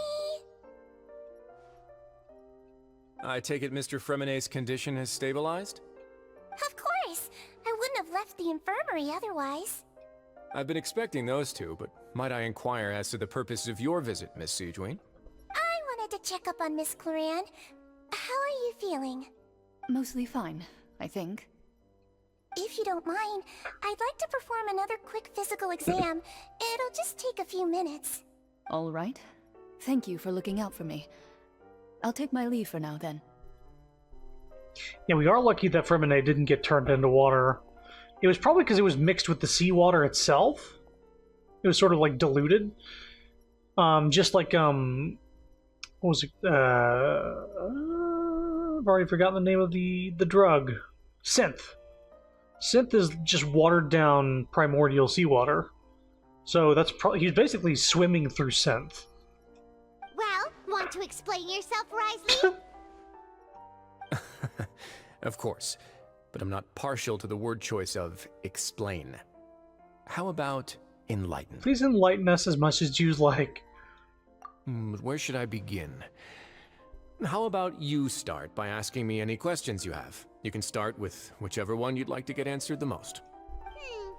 Then Paimon will begin. Did you know about Lenny's goals from the very beginning? No. I just knew they were Fatui operatives sent to the fortress by the Knave. As for their specific goals, I only figured those out as you made progress on your investigation.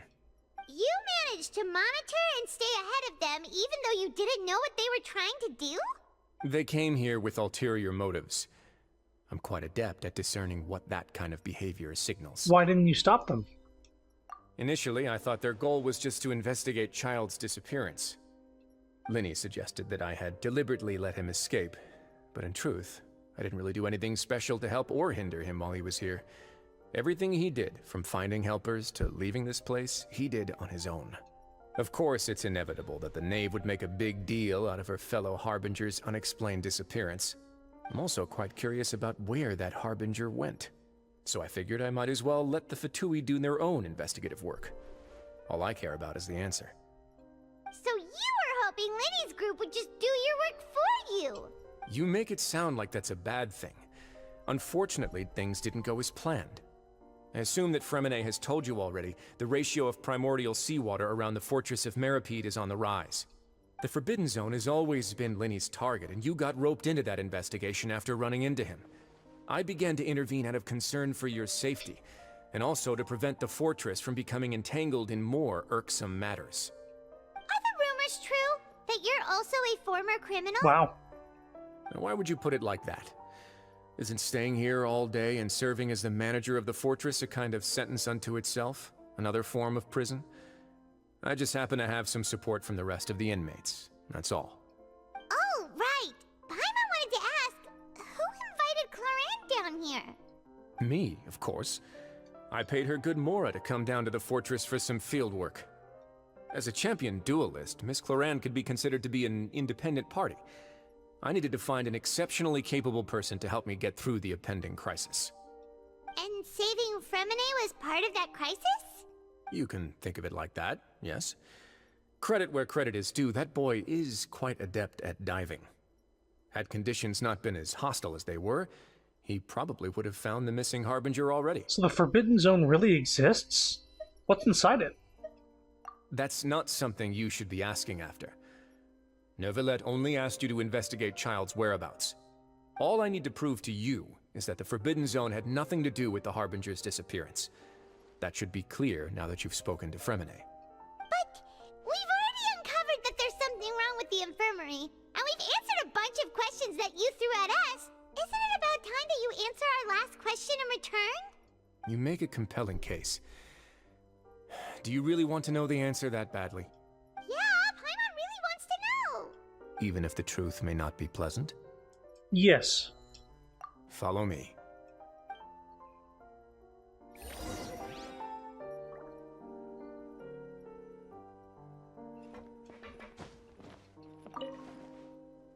I hear you sitting in my chair.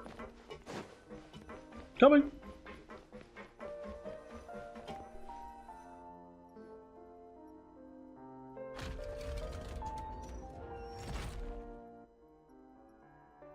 There's a hidden door here? And a whole basement behind it? Huh. You're pretty good at hiding stuff, Risley. It seems you've forgotten just what kind of place the Fortress of Meripede is.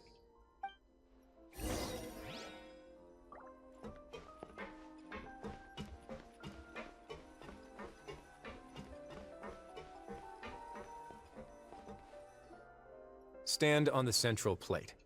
Wait, is there a secret mechanism or... Whoa! Once everyone has taken their positions on the circular plate, it begins to move slowly downwards. Slowly move downwards. So, this is the Forbidden Zone? Honestly, for a place so well hidden, Paimon sure doesn't see anything special. And that is... What a huge door! There are 3 such isolation gates in total. Generally speaking, I'm the only one who's allowed to go inside. Hence the name Forbidden Zone. Am I correct to assume you're going to run on back and tell your little Fatui friends everything? Well, Paimon wasn't thinking of keeping anything from them. Well, I'd advise you wait until you've seen the whole truth of this place for yourself before deciding whether or not to tell them.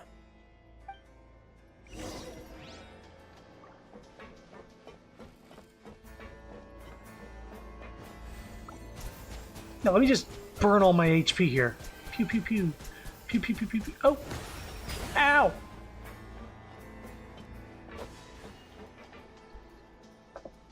Huh. So there's a switch on the side. Stand back.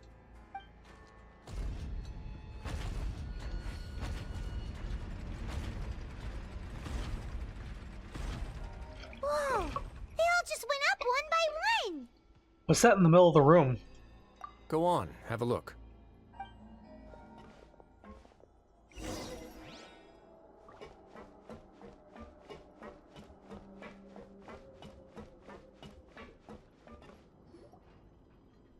This room is really empty with nothing in here, which is quite strange on its own. There's also a device smack dab in the middle of the room, which looks like some kind of massive sluice gate. I've been interested in what lies beyond that gate ever since I assumed leadership of the Fortress of Meripede. Of course, it would be unwise to recklessly open it, but it'd also be risky and negligent to simply ignore any potential danger that could be behind it. The readings on that dashboard have not budged since the day when I first laid eyes on this place. But over the past year, the needle has crept upwards from its original position, likely because some parameter it's been tracking has changed, if only infinitesimally. Normally I would have ignored it, but I happened to have some free time when I noticed it, so I investigated. Any guesses what the reading could be tracking? The water pressure? The temperature? My guess is the primordial water, and that's neither one. Very reasonable guesses. I've considered both of those as well. Unfortunately, our dashboard is tracking something less ordinary. The temperature should vary with weather and climate changes, so for something that rarely shifts, the water pressure is more likely. We ran a few tests to increase the pressure from the outside, but the readings didn't change at all. Later on, a few more possibilities occurred to me, such as a potential connection with the primordial sea. I began to make a few preparations based on that hypothesis. Over the past few days, the needle has moved again. With that, and the symptoms that Fremine displayed after leaving the fortress, I can now confidently conclude that the readings represent the concentration of primordial seawater in the seawater nearby. Bingo. The concentration of primordial seawater? But we're already under the sea! And that is precisely the problem. We're at the bottom of the sea, and now we're surrounded by toxic seawater.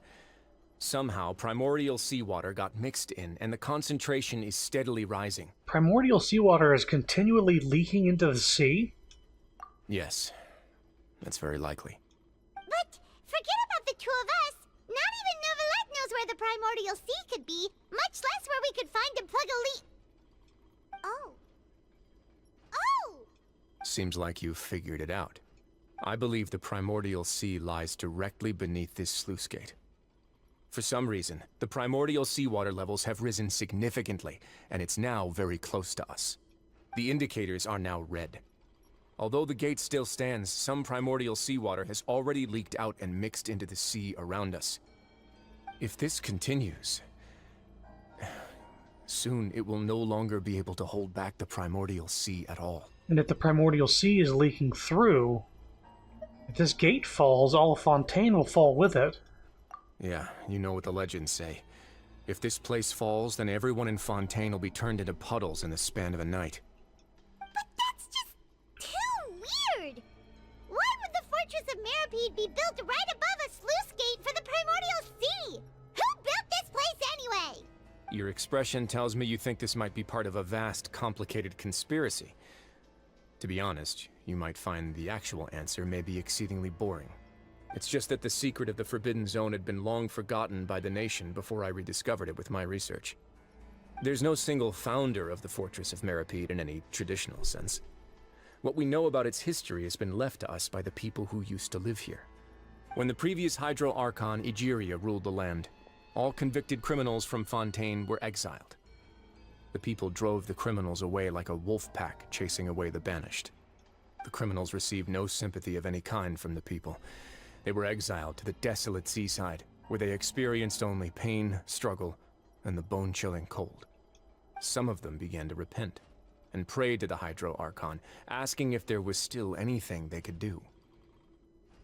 The Hydro Archon took pity on them and said, "You may go guard my secret, deep underneath the waves." And so, leaning on the power of the Hydro Archon, they gathered underneath the sea and began to build a fortress. They became a community down there in the deeps, and over the years helped it to grow. As the number of exiles increased, more and more people joined the community. When the first group of exiles died, they left the yet unfinished fortress to their successors. The Hydro Archon continued to lend her support, allowing the fortress and what it stood for to continue growing ever larger. Before long, this dark underwater fortress became the sinner's only home. And with that, the people here stopped referring to the fortress as a prison. They saw themselves as repenting sinners who would regain their freedom once they had sufficiently redeemed themselves. But as time went on, people also realized that the fortress was a lonely place. Once they had gotten used to life here, they could no longer feel comfortable living in the overworld. Once they had finished serving their sentences, some people left and some others chose to stay. They'd find some idle position and let their withered souls fade away with the ancient secrets of the past. After many, many centuries, few people still remember the reason for the fortress's founding. Now they just see it as an integral pillar of Fontanian society, as the place where criminals deserve to be sent. Now and again, researchers manage to break one law or another and live out their days in the fortress. I learned all this from an elderly historian. Everyone else just thought he'd made it all up. But now you know every part of that history is true. Indeed. It's just as the prophecy says. If this gate fails, then everyone will be dissolved into the sea. As was foretold by the prophecy. Do you believe in prophecies? To be frank, not really. But sadly, that hasn't stopped this prophecy from proving all too accurate. Prophecies are troublesome things. Just hearing one will create the first wave of panic. Seeing signs of it will bring about the second, and actually witnessing it in real time, the third. So as the Duke of Meripede, just what do you plan to do about it? Let's go somewhere else. I want to show you something.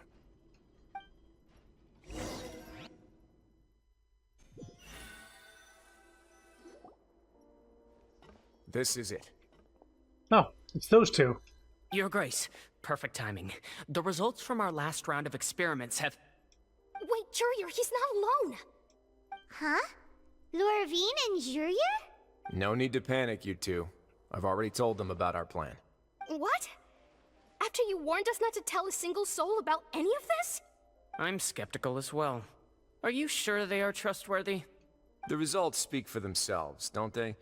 These two may already know more than you could ever imagine. All right then, if Your Grace insists. They seem harmless enough, so I'll trust them for now. Well, how about some reintroductions? This is Jurier, one of the highest-ranked researchers from the Fontaine Research Institute. He used to work under Edwin. I trust that you've heard of Edwin? Yeah, we have. Good.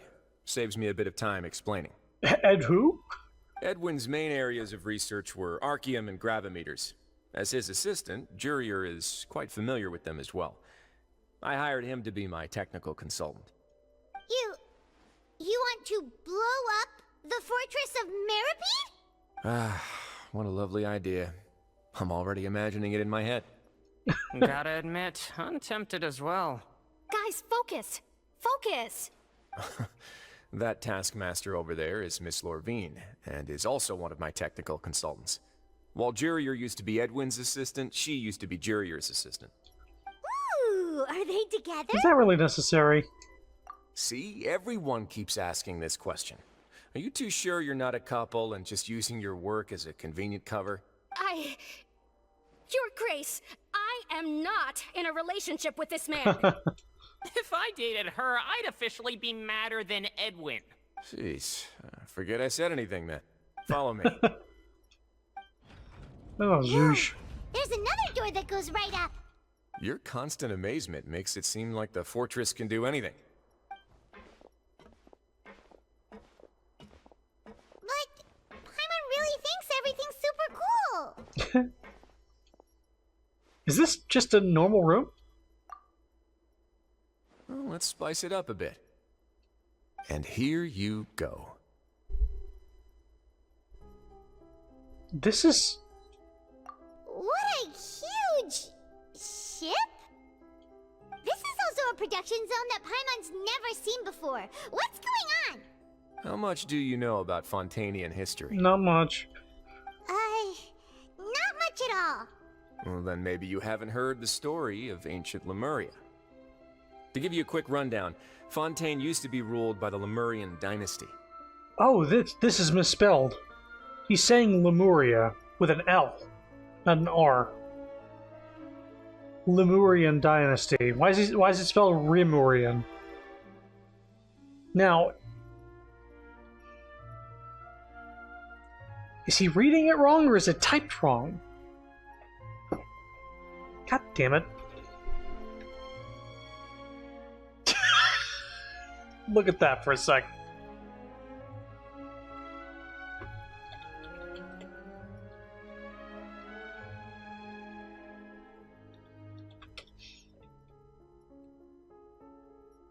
Okay, it's spelled R according to the wiki, but in Chinese, it's with an L.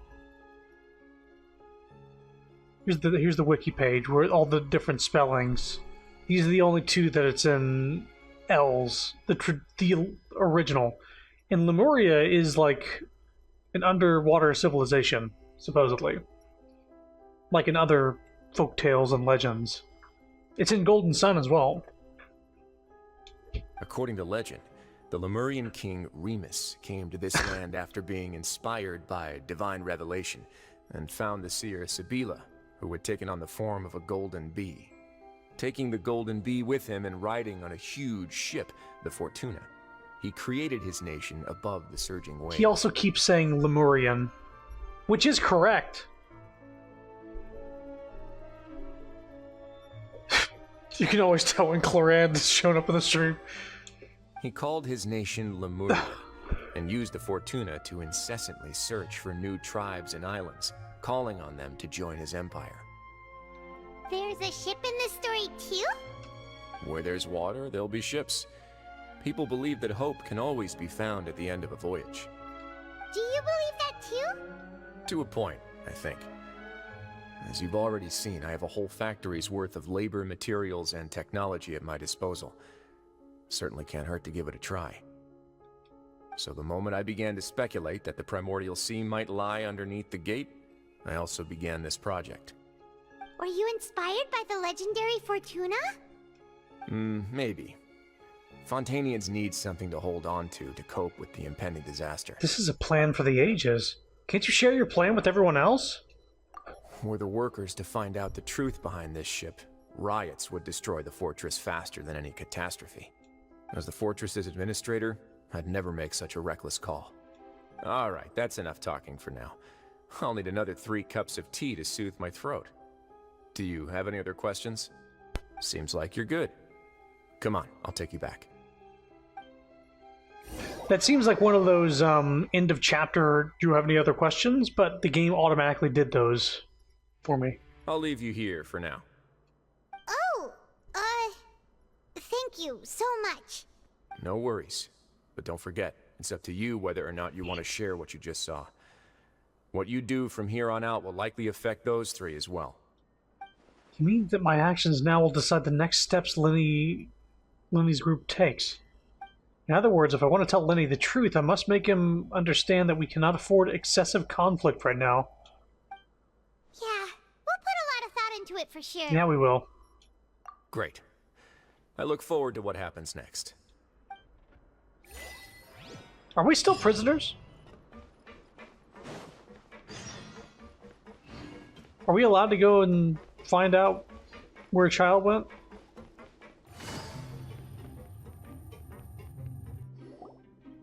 We're back! Welcome back. Do you want a cup of tea? How can you be so much like Risley, always drinking tea? Huh. Actually, now that you mention it, I just remembered something now. While I was sedated, I could still barely hear 2 people talking next to me. They were discussing everything, from the leaves to the water and even the teacups themselves. Must have been Risley and Sishween. Yeah, I heard one male voice and one female, so it should have been the two of them. They really were just talking about brewing tea. I really can't make sense of this place. So, Traveler, Paimon, were you able to learn anything from Risley? Yeah. Yeah, he explained everything. Very well. Then, would you mind checking your answers against my speculations? Lenny sounds a lot more like his old self. Yeah, I took the time to rest, so I'm feeling a lot more relaxed now. Nobody else is around, and Miss Sijween is also busy with something or other, so let's just talk here.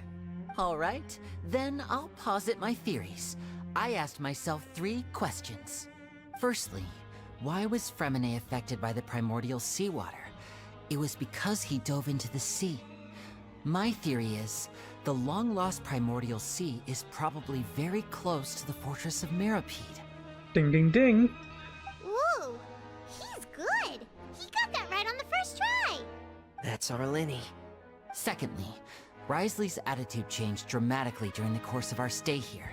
He ignored us completely at first, then suddenly roadblocked us. Why? I spent quite a long time thinking about this.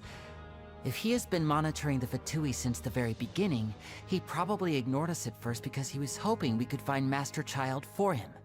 What's more, the Fortress of Mirapede is not part of Fontaine's court system, nor does it report to Udex Nervulet. Risley is basically the king of a no-man's land.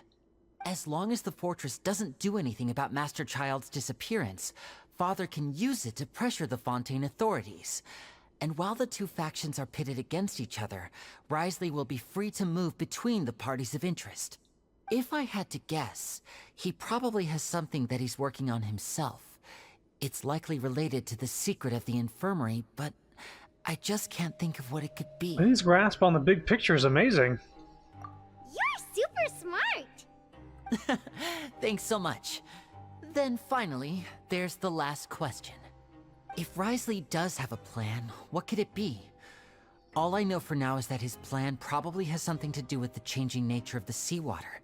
He's even gotten Cloran to help him out. That can't be the full extent of what he's doing. There's probably a secret passageway behind the block in the infirmary, and there's something big in the fortress that most people here never get to see. He has a bargaining chip, and it could be important enough for Father to deal with him directly. I don't have enough information, so I have no idea what his chip might be. But let me guess. You have the last piece of the puzzle. After some deliberation, you share the info you just learned with Lenny and company. While sharing what you saw, you emphasize how now is not the time for disputes. I can't believe it. The sea will engulf everyone. Just like the prophecy said. Could Risley have wanted to meet Father to figure out a way to deal with this crisis? If you remember, I once mentioned that Father sees the House of the Hearth as her base of operations, and she truly wants to resolve the crisis. But how could Risley have known that? Or perhaps he didn't know, and just wanted to bring Father over to his side? Which could be why he said he just wanted to negotiate. Yeah, that makes sense to me. I understand your concerns as well, Traveler. I'll figure out a way to pass this on to our father. No matter what, we're on your side. The 2 of you have already aided us far too much. We probably wouldn't be standing here right now if not for you. If you ever need anything else going forward, please come to the House of the Hearth at any time. Though you may not share the sentiment, after all that we've gone through together, the 3 of us basically see you as family now. You have my gratitude. Thank you for protecting Lenny when it really mattered. And thank you for sharing the secrets of the fortress with us. We didn't think you were going to do it. Why are you being so formal all of a sudden? Don't mention it. We can work together again if necessary. Given your strength, you might not need our help at all. But if you are ever in danger, we will try our best to protect you. Aww, the sound of that makes Paimon feel all warm and safe inside. What was that?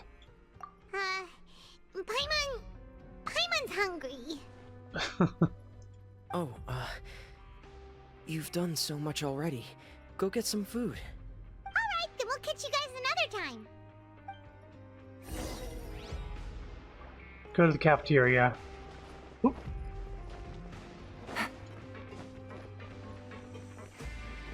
I'm gonna be right back. I'm gonna grab something to drink.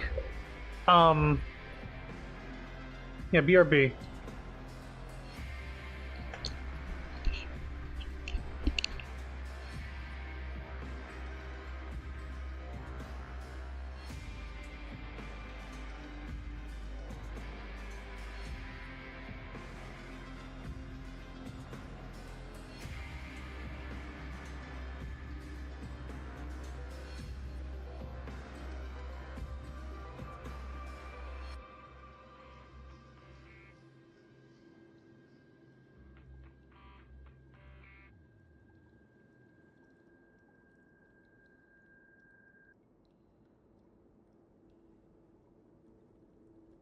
Navigating the world is a whole lot easier with a few different identities to choose from. Need me to come up with some for you?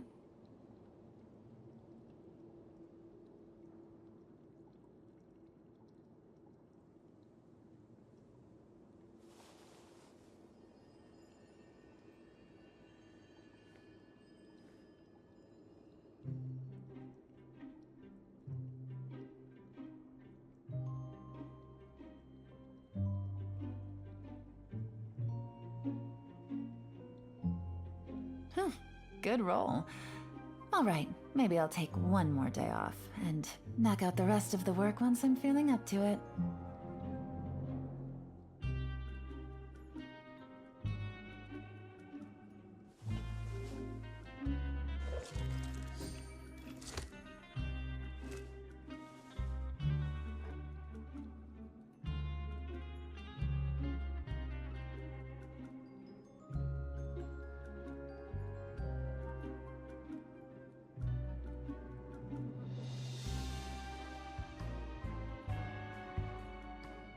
Navigating the world is a whole lot easier with a few different identities to choose from. Need me to come up with some for you?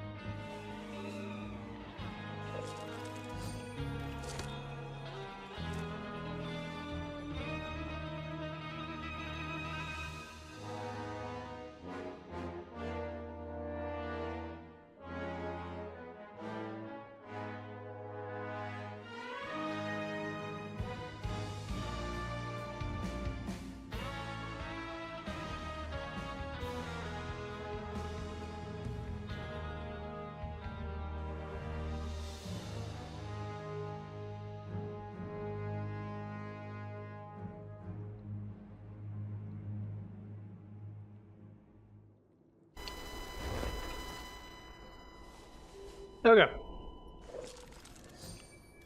I'm back. So, I'm sure Yelan said some things while I was gone. Sorry, I had to get a drink, and I also got a little bit of a headache, so I took some medicine. My guess is I'm dehydrated. I get some water, but I get some medicine to help me along here.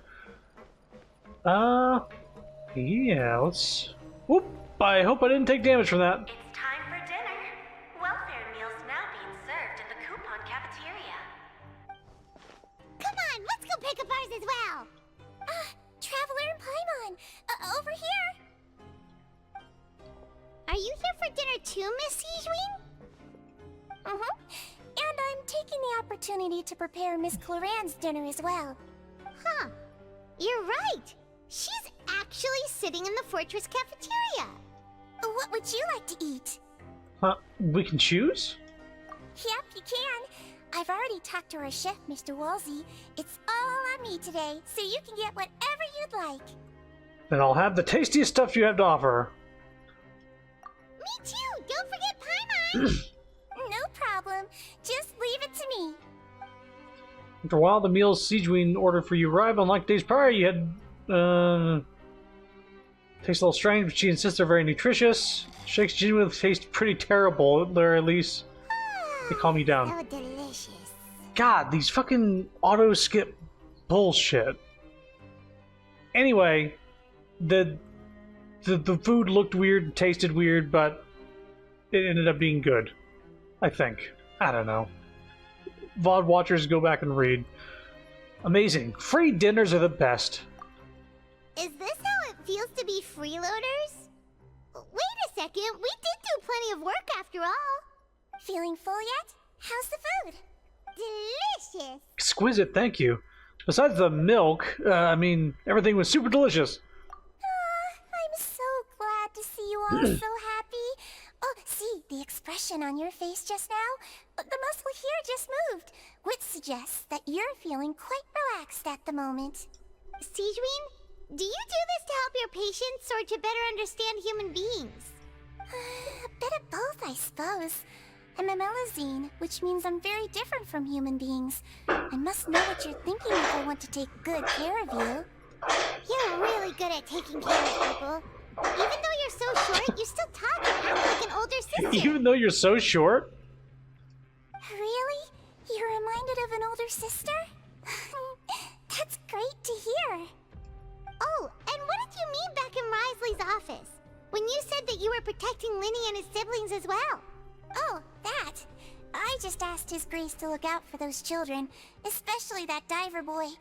I was getting a bit worried after hearing that something was wrong with the water. Thankfully, Glorand is very strong and managed to save him in the nick of time.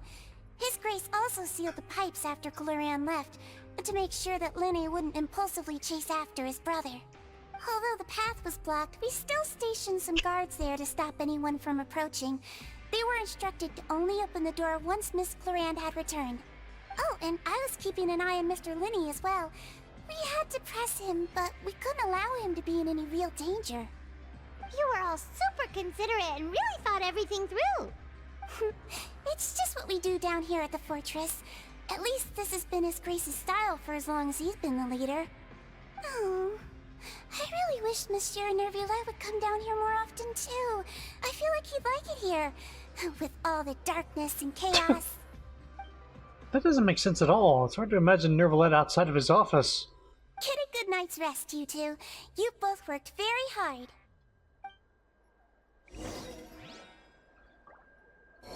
Yeah.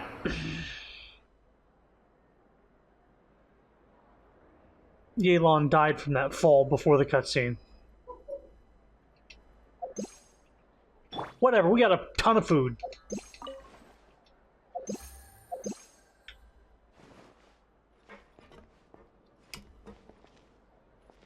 We gotta talk to her. Glorand! Ah, it's you two. How's dinner? It's all right. Miss Siegewin really put in a lot of effort. I'm trying to see her eyes. We heard that Risley invited you to come down to help, and you saved Fremonade too. You sure work super fast. Oh, it was child's play. Still, Paimon didn't know even champion duelists could take on side jobs. Oh, and why aren't you eating with Siegewin and the Duke? Won't you get bored eating by yourself? Miss Siegewin was with you, and the Duke has business of his own. Actually, didn't Navia say that you went out for dinner with her as well? Yeah. First time in a long time. First time in a long time? So you mean you've gone out to dinner with her in the past? In the past, yes. You seem to be enjoying yourselves here. They were definitely a thing. Yes. It's all thanks to Nervalette, so this is technically a work trip for us too. Things will be getting messy at the fortress soon. Don't run around unnecessarily. Nope, and she's gone. And she's gone.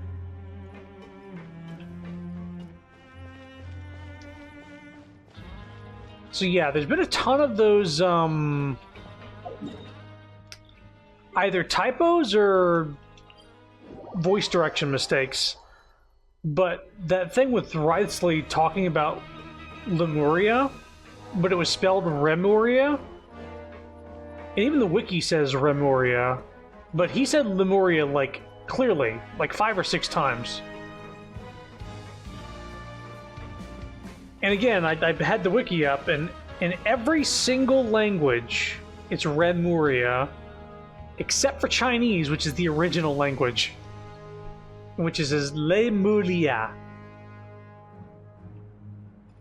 which if it's based off of the actual like lore, the fucking the ancient texts, you know, the myth, Lemuria it's with an L. So I don't know why with a copyright from an ancient civilization. So much has happened. Paimon just feels absolutely exhausted now that she's finally relaxed. It's like calling it Ratlantis instead of Atlantis. Paimon's super sleepy. Are you sleepy too? Yeah, I'm also getting there.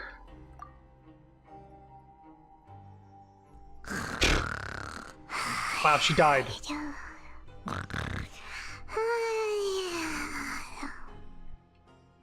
She really immediately fell asleep.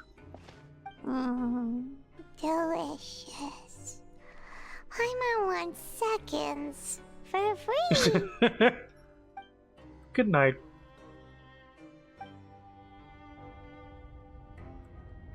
Out of my way! Get out of my way! Oh boy. What happened? Why is everyone running? No idea, but something must have happened. Stop asking!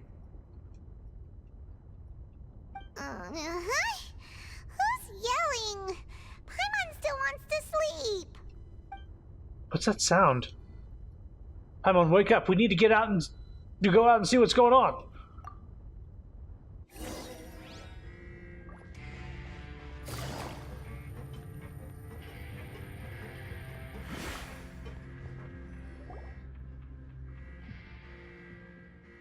What happened?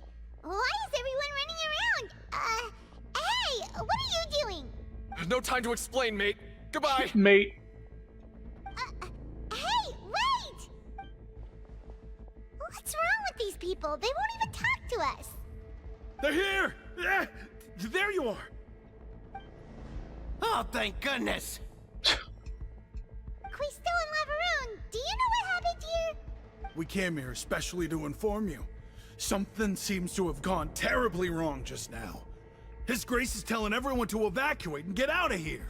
Laveroon was saying you two are new here and you don't have many friends, so you might slip through the cracks. Haven't you heard all the stories like that? An evacuation is successfully completed, yet you only find out once you do a head count that 1 or 2 people are missing. Wait, weren't you the one who brought that up? Why is it suddenly my idea? Hey, shut up! Shut up, you! Okay, whatever. The point is, you should come with us. You said His Grace said to evacuate outwards? Yeah, he said to get as far away as possible, upwards and outwards. That must mean whatever happened must have happened down below. Oh no, isn't that gate at the very bottom? Oh no, it can't be that thing! Whoa, wait, what? What? Hey, where are you going? We have to go find the Duke! You two just go and get out! Go on without us! Hey, hey! Be careful! I'm gonna miss you! Attention! Please evacuate upwards and outwards, upwards and outwards. If you're already at the topmost layer, then try to move as far outwards as possible. I am not going to fall to my death again. Attention! Please evacuate upwards and outwards, upwards and outwards. If you're already at the topmost layer, then try to move as far outwards as possible.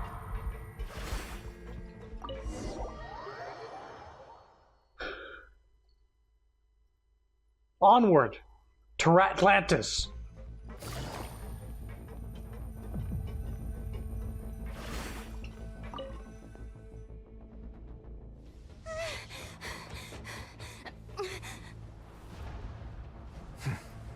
They're here. Just like I said. What happened?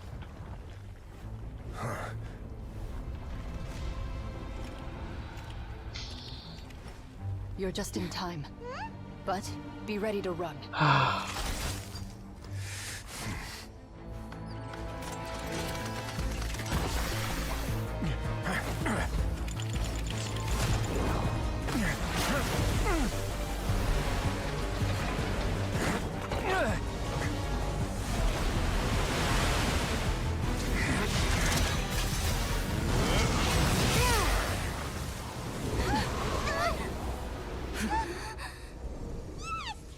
Yes! Writhely's cool. Oh shit. That didn't work for long.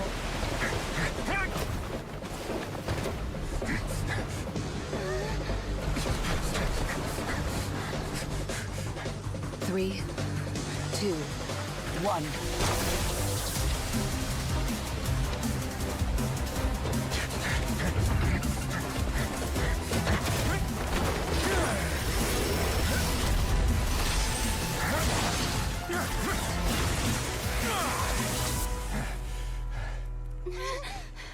This won't hold it for long. Find Neuvillette. Tell him the defenses are about to collapse. Then what will happen to you? Until he arrives, we're the last line of defense.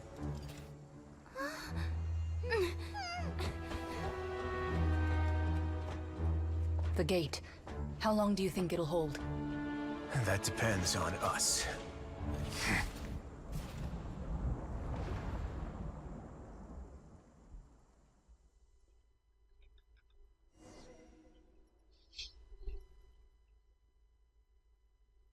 How long do you think it'll hold? How long do you think it'll hold? Neuvillette, why are you here? Traveler, I need you to head to the Opera House immediately. Oh. Farina will soon be meeting with the knave there. You must protect Farina and make sure she doesn't spend too much time alone with her. Okay, you can explain everything else to me later. Will do. You have my sincerest gratitude.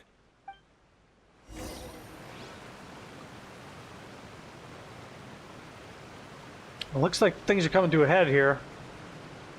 Hang on.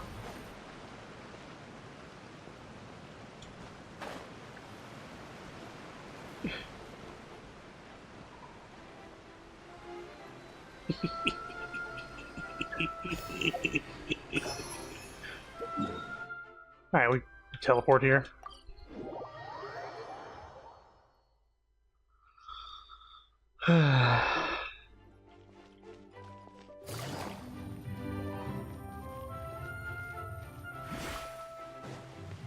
It really is just hanging on by a fucking button now. That's crazy.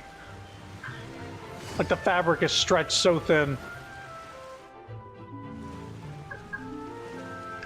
Look, there are a ton of Fatilian Palais Mermonia people over there. The knave is probably here already. We need to hurry.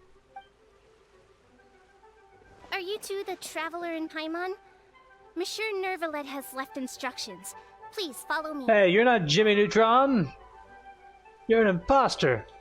Though I'm sure he's already explained, this should be a mostly cordial conversation, unlikely to give rise to violence. But it would be most appreciated if you could protect Lady Farina to the best of your abilities. I will do my best, as long as you don't kill me from a fall on accident. I'm weak to those. Just skips off. Our Archon's in mortal danger. La-di-da-di-da. La-di-da-di-da-da-da.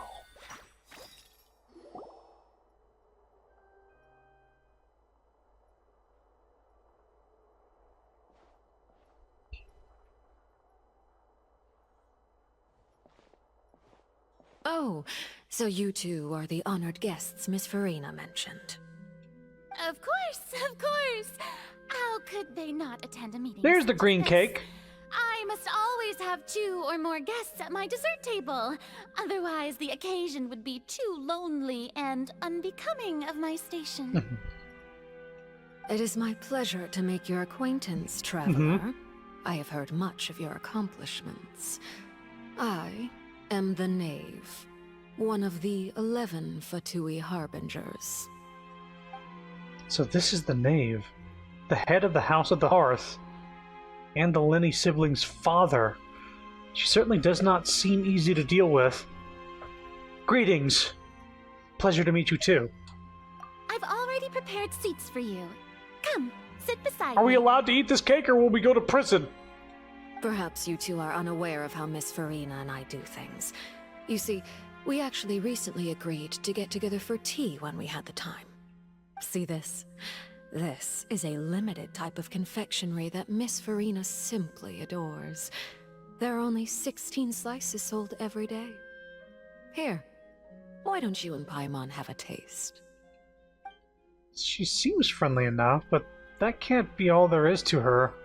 The name is a force to be reckoned with. I should be very cautious around her. Traveler, what do you think of this cake? Haha, we got arrested for the last one. It's pretty good. Quite tasty, and I think Paimon agrees too. That's good to hear. So what Child said was on the mark after all. You do share a taste in desserts with Farina and I. A Child should have no reason to have said something like that. I wonder how he's doing nowadays.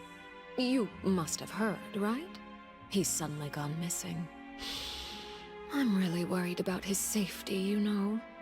Here's to hoping that he's an excellent swimmer. I have faith in his abilities. Since we're talking about him, I feel like I should add something. His martial prowess really looked certainly pretty impressive, yeah. Farina looks quite nervous. There must be some kind of bad blood between her and the knave. Oh, so you're also familiar with his aptitude for fighting, Miss Farina. Oh, right. I almost forgot. Child was subdued by Udex Nuvillette right in front of you. He got fucking dunked on. Against ordinary people, my colleague would never be on the back foot. But alas, he just never imagined he'd run into such a person. I must express my admiration for Monsieur Nuvillette. I managed to find a few leads on his whereabouts. Coming from you, that's not surprising at all. But I thought you would be happier to hear the news. Of course, but it's still a bit of a shame.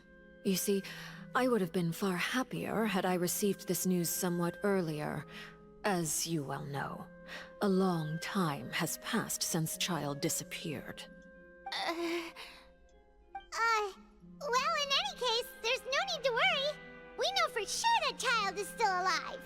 Oh, and just how do you know that? Because we found evidence that proved he left the Fortress of Meripede. We actually have physical evidence on our person that he's still alive. The vision, it's still lit up. We've seen visions of dead people before. They lose their light. Show her the vision. And where did he go after leaving the fortress? Or just use whatever. Well... Oh no, Paimon's statement just left us wide open. The Fortress of Meripede lies deep beneath the waves. Unless he pranced right out of the main gate, he must have had to swim for it. Do you have any proof that he surfaced safely? I do, but the game says we do not. Except that one time when Kazuha was able to harness it, but only the one time. Yeah, that was some weird, like, ghost fulfilling his friend's desires thing. That's like... We don't count that. That isn't the situation. This thing has been lit up in our pocket the entire time. But there was also no evidence that he's been injured or killed. Haha. That is good news, at least. His sister Tonya sent a letter to Fontaine not too long ago. Sister? Oh. Since he was unfortunately unavailable, I picked it up on his behalf. Do you have any idea how he usually writes back to his family? Dear Tonya, your letter made me feel like we were still enjoying our time in Snezhnaya together. I'm currently admiring the scenery on the streets in front of the Opera House. Is it something like that? Mention Tusser a few too many times, and then you got it. She's turning up the pressure. I'm not sure if I'll be able to convince her, but I can at least try to distract her from Farina. Sounds good to me, yeah. All Well, letters tend to follow the same few formats anyway, right? As long as the contents are accurate, it doesn't matter so much how it's written or how it's worded. Hold on. The water in the teacup is shaking. Is it boiling? I suppose this is also a sign of things to come, Miss Farina. Huh? I don't quite understand what you're trying to say. Have we entered into the next stage of the prophecy?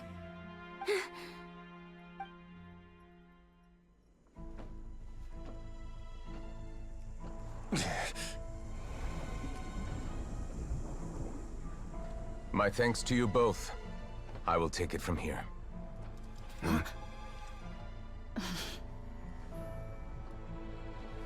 Sure you don't need a hand? Quite sure. Wow. So, what's your secret, huh? Let me guess. Nah, who knows? Maybe it's just your sense of responsibility. Sounds about right.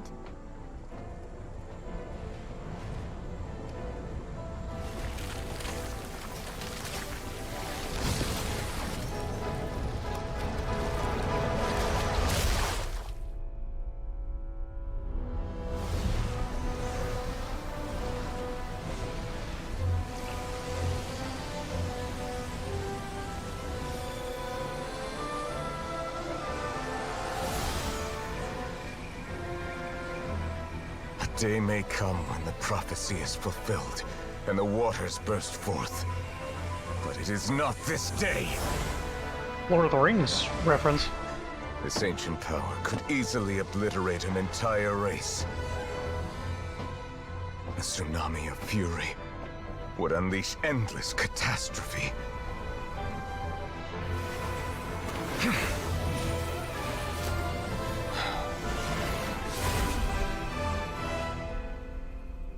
Dude's strong. This sentence is too severe. Forgive me for overruling it. Was this, Oh. Well, I just stood up abruptly at the tea party. I just had a vision. Seems like the problem inside has been suppressed. Do you think he can hold it? Let me guess. We're safe for now. Indeed. But only for now. I win this bet. You owe me a present. Very well. It was indeed just as you said. You made a bet? We made a bet on the size of your entourage. Cloran thought you wouldn't come down by yourself. I figured you would have at least brought a few people along for appearance's sake. It appears I underestimated just how confidential the mission was. Shouldn't you have gotten used to confidential missions by now? That's just how the courts operate. So what gift must the loser give? Tea? He already has tons of tea in his office. I'm thinking about a set of legal codices. That wouldn't happen to be a dig at my lack of legal awareness, would it? Well, I'm sure His Grace doesn't consider the fortress to be outside the law. Dog, it's... I was under the impression the residents of a place like this would be uninterested in the legal codices. That was obviously a joke. I don't understand jokes. Anyway, you've still got some unfinished business to attend to in the overworld, correct? No need to stay here if you have a pressing matter. We all know you can't leave Palais Marmonia for long. Thank you. I hope everything went smoothly with the Fatui Harbinger.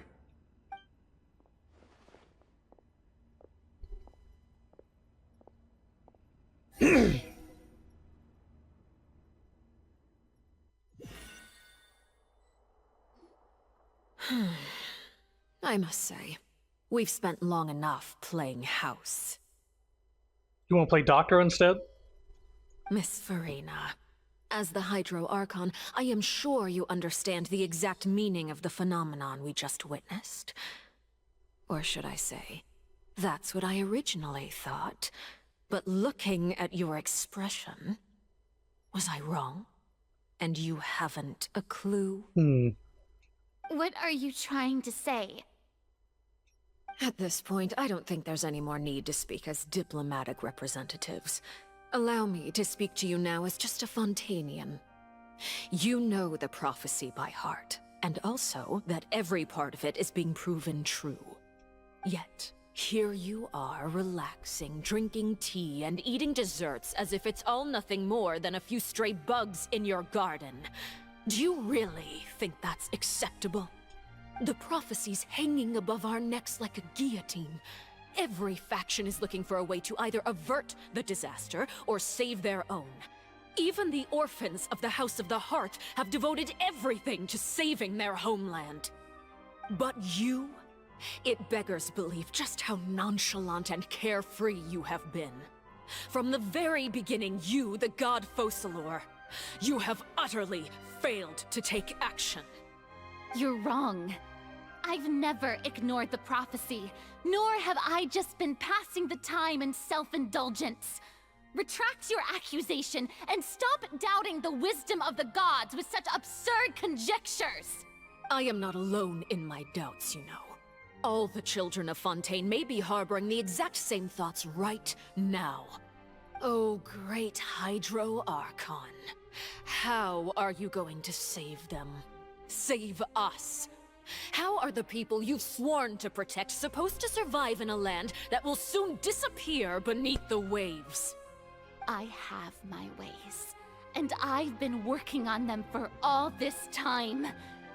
Even if you look down upon me, you have no right to judge me! Fontaine will be saved. Even if I still cannot see the true future right now, as long as I continue on as I am, I will be able to hold my head up high! Farina's not acting like her usual self. She's actually seriously refuting the knave's accusations. She means what she says. She's not putting on a front. Then I ask you, Miss Farina, just what have you been working on? Where can we see it, and what is it doing to help? I mean, it's fair. Was that all a lie? Or can she really not tell us? She was so full of conviction and confidence just now, but now she's deflated like a popped balloon. My machinations are just like the prophecy itself. They will only reveal themselves at the fated time. It is just that beings like yourselves are unable to perceive them as of yet. I see. As a god, the proof of your labor always lies beyond prying mortal eyes. Allow me to be so bold as to ask another way. Would it be possible for you to tell us the parts of your plan that are not confidential? Such as your emergency response plan for the impending disaster? An emergency response plan? Oh, that look in your eyes. Have you not even prepared one of those? The emergency response plan is also strictly confidential. Oh boy. Then allow me to jog your memory. Miss Farina, what is the purpose of your Oratrice Mécanique d'Analyse Cardinal? And what do you plan to do with the massive amounts of indemnitium that has accumulated over the years? The Oratrice? It's just like it appears to be. So you also have no idea. If I'm not mistaken, someone's using it to prepare for something. But unfortunately, it would seem that someone is not you, Miss Farina. I first caught wind of this when Linny tried to investigate the Oratrice in the Opera House. You see, even just getting close to the core contaminated him with an extremely large amount of indemnitium. But even if that had nothing to do with you, then what could you possibly be working on, oh great Hydro Archon? Oh, right. I almost forgot. Udex Nouvillette is not at the tea party with us today. Miss Farina, I suppose you must have ordered him away to take care of some troublesome business. yes, that's exactly right. Please keep it a secret for me. Of course I will. Although, I must say, Miss Farina, you seem quite insecure without the Udex by your side. Oh, very well. Let's stop that conversation here. There are still a few slices of cake left, so please, help yourselves, everyone. These aren't topics I can speak about. I don't even know what Neuvillette's task was. If I had to guess, he probably went down to deal with the surging primordial sea.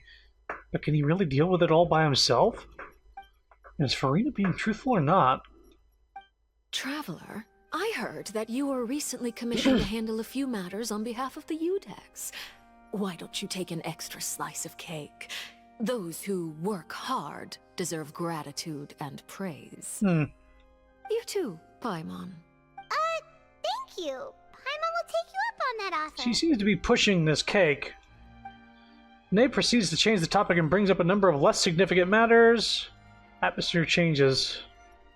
Oh, Paimon's super full. That cake was great. Couldn't read it all. Sorry. Go back and read it. If it's on my tea table, it must be of the highest quality. Yes, and we must thank the knave for bringing these over as well. She brought them? You're welcome. I'm sure the cake also felt greatly honored to be featured at Miss Farina's table. And I was merely catering to Miss Farina's tastes, seeking a chance to chat over tea. It is getting late. Why don't we call it a day? There are still a few matters that I need to take care of, so I must take my leave now. Very well. We'll end it here. Mind seeing me off, Traveler? We could use the opportunity to discuss Child before I must be on my way. Of course. Paimon's coming too!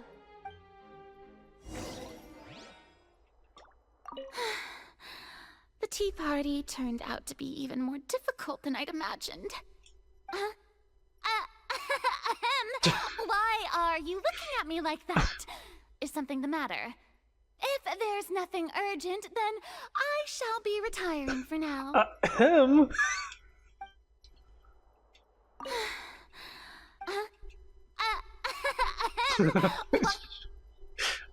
Hello? Pew pew, let's use some more of our help. Yes, yes, yes. Water jet! Water jet! Oh wait, she lives at the Opera House. For some reason I didn't put that together. Right, she lives in the upstairs. And that's her tea room. Right.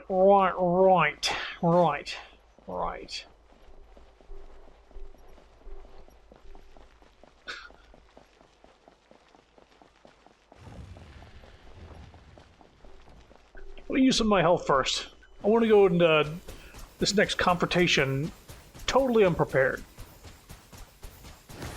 Water jet! Canadian water jet! Canadian wind I'm plane! glad that you were willing to come with me. Of course, Child was just an excuse. I have no interest in your dealings with him. Of course. That's what Paimon thought. What do you want to say? You lent your aid to the children of the House of the Hearth. As their father, I would like to express my gratitude. There's no need. I didn't think that's what you wanted to talk about. Do I look like an irresponsible father to you? The House of the Hearth is very important to me. You should know that I care deeply about my children. Was there nothing else you wanted to say? That was all. Formal topics should be discussed in formal settings, and informal topics in informal settings. I know you just returned from the fortress of Meripede. Relax. I have no intention of trying to get anything out of you. Linny, Lynette, and Fremine are still there, and I trust their judgment and abilities. They've all been working very hard and have always done all they can to fight back against anyone who tried to stop them, especially Linny. You mean Wriothesley. He's a tricky one to deal with. It's unfortunate that Linny's so eager to prove himself that he can't learn to rely on others, including me. By the way, and you can just consider this a bit of idle gossip, but what's your impression of Farina? You are outside of our disputes, and the freest person in all of Fontaine, able to move around most easily. Allow me to share my perspective with you. And that's everything that happened during the trial. Master Child was declared guilty and immediately transported to the Fortress of Meropide. Didn't he say he was coming here on vacation? Does he not feel an ounce of shame for all the trouble he has caused? She's just sitting there having tea and desserts. She's got a sweet tooth. I'm just a random dude, ma'am. Forget it. He did give us an opportunity. I will be meeting someone shortly. Do you require help with any preparations? No need. I will take care of it myself. I need to meet with Farina, the Hydro Archon. She is at the heart of Fontaine.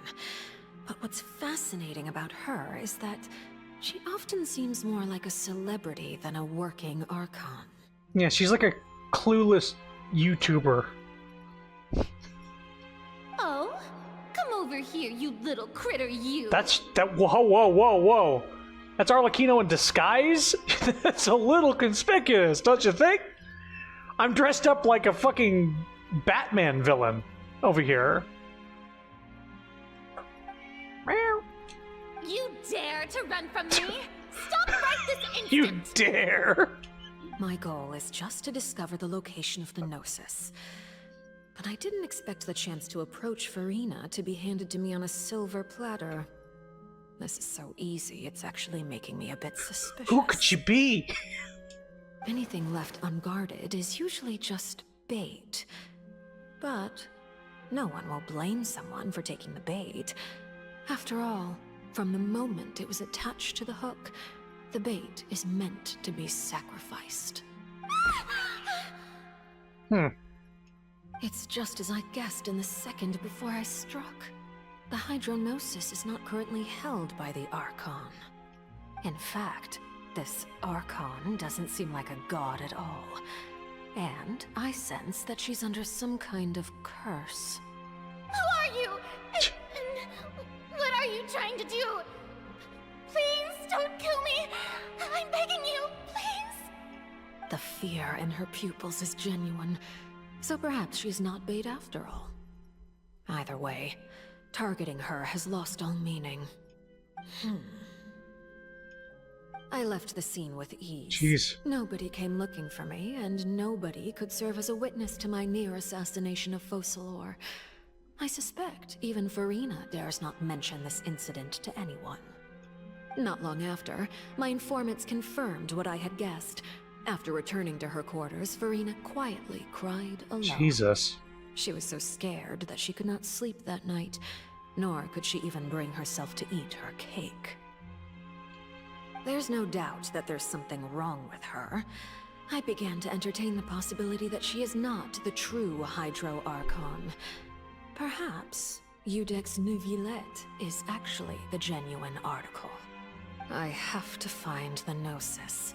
If the Neuvillette hypothesis is correct, he is probably in possession of it. Alternatively, it might have been hidden in a place that's hard for ordinary people to access. Yes, Father. My dear children, please speak. News from the Fortress of Meropide. Master Child has gone missing. On top of that, the contacts and guards we bribed at the fortress have all gone quiet as well. Probably the handiwork of that Wriothesley. I'm afraid so. This is a good opportunity. The value of a Harbinger is much higher than most would imagine. We now have an excuse to exert diplomatic pressure on the Fontaine authorities. Set up a meeting for me. I would like to meet the Hydro Archon and Iudex Neuvillette. Oh, and I have an additional mission for you three. Yes, Father. Tartaglia's disappearance was not a part of my plan, but I can use it to make a breakthrough. With this as my excuse, I can ask for an official audience and continue my investigation of Farina and Iudex Neuvillette. The initiative belongs to the House of the Hearth, My wish to investigate the fortress of Meripede will be a front. Lenny and his group will be responsible for the actual intelligence gathering.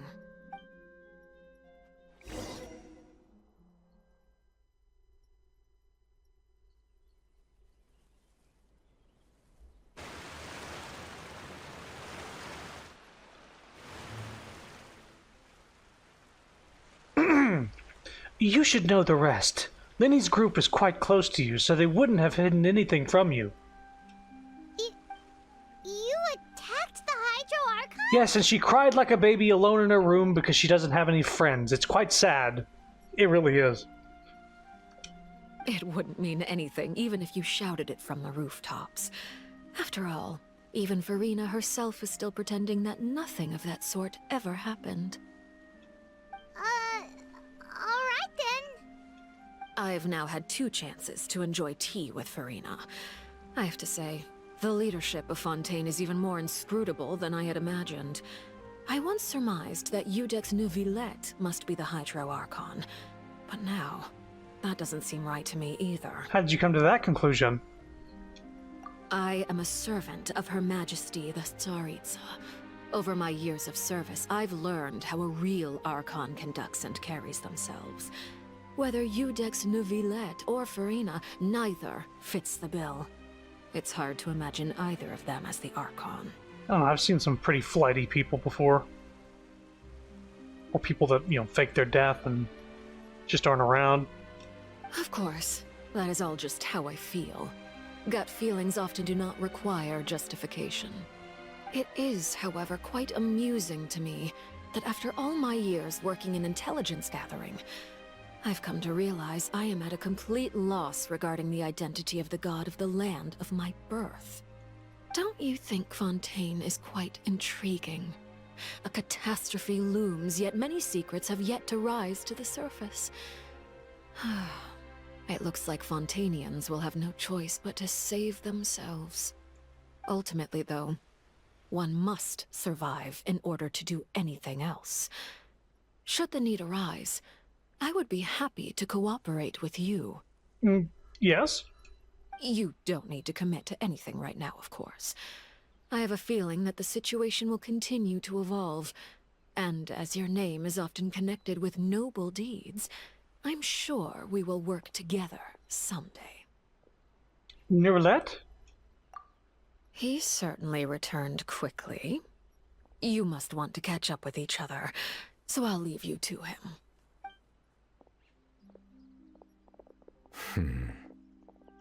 Neuvillette, is it over? For now, yes. But this issue will prove quite thorny in the long term. I'm concerned that sooner or later the prophesized events will occur. Thank you for protecting Farina. May we ask what happened down there? To put it simply, I used my power to force back the Primordial Sea and reseal the sluice gate.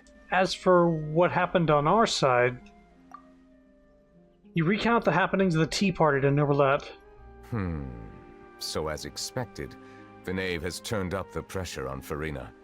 She's trying to feel her out, though I'm still unsure as to her motives. Can I ask you some questions? Permission granted. You have enough power to force back the Primordial Sea. Does this mean you have some deeper connection with the Hydro Archon? Whoa. It can't be that you're the real Hydro Archon, right? But that's just a speculation on our part, though. You can't tell us? Then that's okay. We can talk about something else. We won't try to force you. You guys in Fontaine are super strange. If by the phrase, you guys, you are referring to Farina and I, then although I'm not sure just what you are trying to imply, I must clarify that I do not share her positions on a multitude of topics. What did you sense in the Fortress of Meripede? Did you manage to protect those that needed to be defended? I believe so. The fortress has a long and complex history. It has seen much grief and suffering. And now, another catastrophe will soon be upon us. I mourn this turn of events. Huh? Why is it raining all of a sudden? I'm mourning. I'm sad, and it rains when I'm sad. It's the plot to Men in Black 3. Sorry, Men in Black 2. Clear skies suddenly filled with dark clouds. The rain became heavier. Light rain soon growing to a downpour. And just moments ago, Neuvillette has mentioned his sense of grief. Thinking back to that legend and what Freminet said, it said that a dragon of water once resided in Fontaine. Every time it weeps, the skies will cloud up and pour out rain. Wait, Neuvillette, you can't be... You may be closer to the truth than you think. Oh? And what are you thinking? He's the dragon sovereign of water. The dragon of... what? Huh? Please do not be so surprised. I'm a fucking dragon in disguise.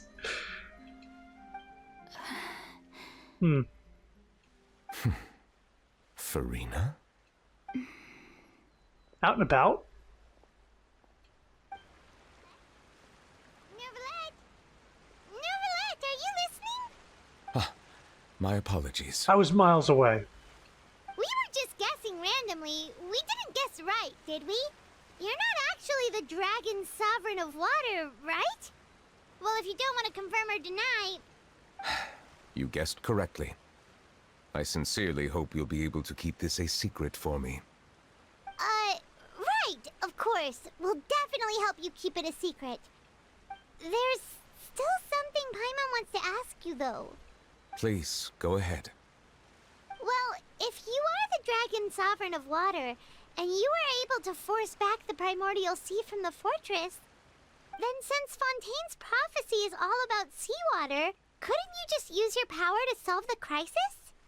None of the currently living dragon sovereigns in the world, myself included, possess our full dragonhood. We're all just shadows of our former selves. They say that when the first usurper arrived on Tivat, they seized a part of the dragon's power. Today, that stolen power is the basis of the Archon's authorities. There are 7 elemental archons and 7 matching dragon sovereigns. The dragon sovereign of water who lived through that era perished a long time ago. As their successor, I know far less of that part of our ancient history. In any case, I believe I will not be able to do much unless the Archon disappears and returns their elemental authority to me. Given the status quo, however, I would recommend finding another way to deal with the prophecy. Oh, so even you can't solve it. Yes, again, unless the Archons don't exist. I still have some urgent matters to attend to at my office.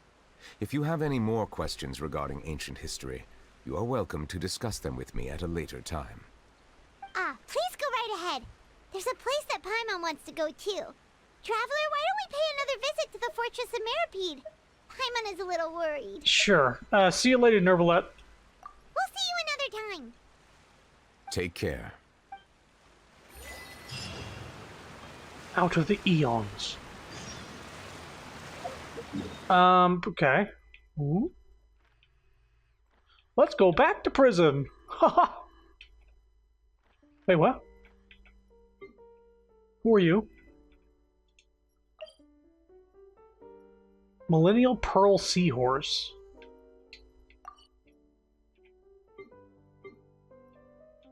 I see. Probably go down here. Then to there. We could do that. I want to see him in dragon form, yo, please. So after this story, Sapphire, do you regret that you didn't pull for Neuvillette? Because he's a secret dragon? Kind of like Zhongli?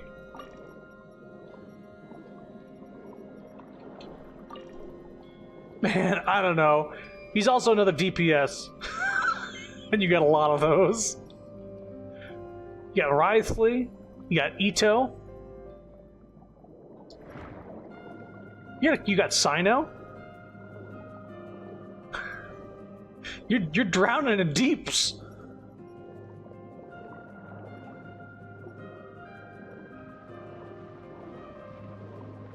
Look at that thing.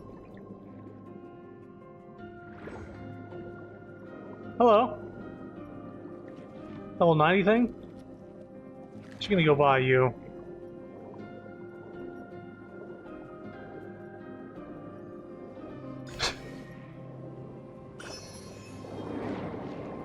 And carried along with the currents, use movement to adjust your position. Sure. Oh, this is like one of those little water cannon things, except you get to control yourself slightly. And get out of it if you want. Unless the water is like pushing forward and this is the only way to go through. Looks like the fish are like swimming against the current, so I think I got the right of it. I need to go through these rings, otherwise I get pushed all the way back. This is cool.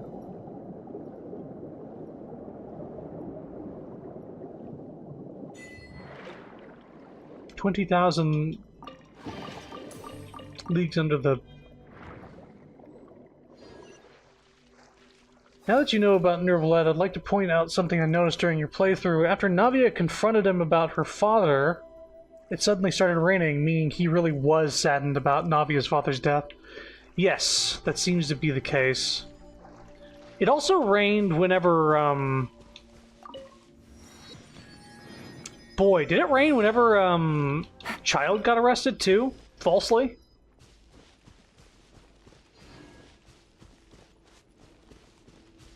It rained a couple times. Dude's just a sad, sad old dragon. And it rained for days, I think. It was like a few days. Hello, you! Oh, you're not friendly. Will we understand that one? A lonesome lord of seahorses that has gained the form of a fantastical beast and has surpassed almost all other Fontamer aberrants. The Xenomare Pearl, beneath its head a crystallization of Electro that will allow it to use more powerful elemental attacks and possess stronger defensive abilities. Other than using elemental reactions to destroy the Xenomare Pearl, you can also destroy the resonant coral orbs it creates while guiding Fontamer War Thunder to deal effective damage to said pearl. So it creates something you can use to destroy its pearl or elemental reactions. Ooh. Let's just fight it. Solidify! There is no escape! The Temple of Wisdom! Quietly now. Busted. Stabilize! Illusion shattered! Everyone hold it! Gotcha.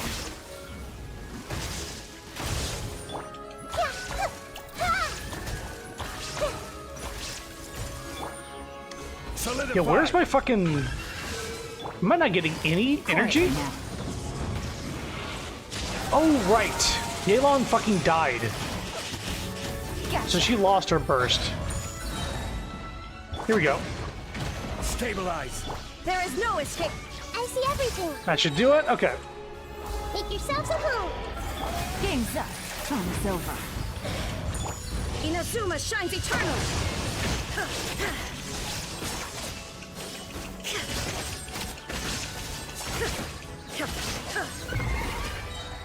Cool. I was wondering what was taking so long to get burst. See, Raiden's already got her burst back.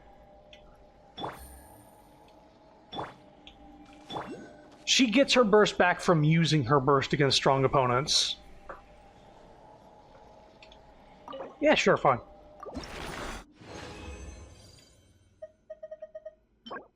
Ah, it's a Kirin horn. That's cool.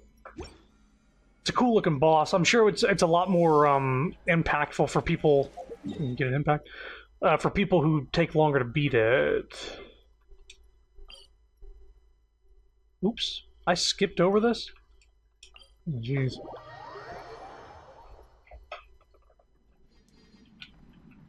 We'll get that teleport and then move on. How much of the story is left? Are y'all at liberty to say?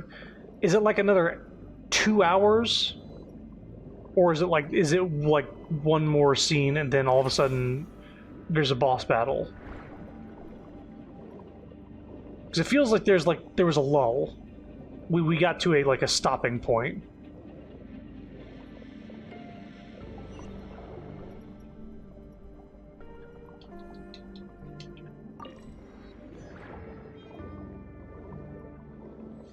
Gotcha.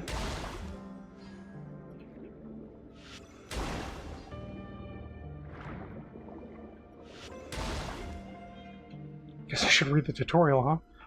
Red meanies and mini meanies. I shall call him Mini Meanies. A timely reference. A dangerous creature that is accustomed to dominating underwater paths, in which it will attack any entity that approaches it without discrimination. Defeat all red meanies and mini meanies in the elimination zone within a short time, or the meaning's ringleader will keep regenerating. Oh, so I just gotta do him quick. So, like, maybe do this. This. Ah.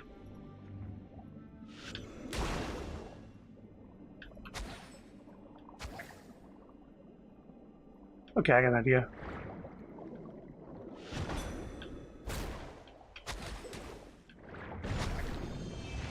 There we go. Now that we have this, we can put it here. Here.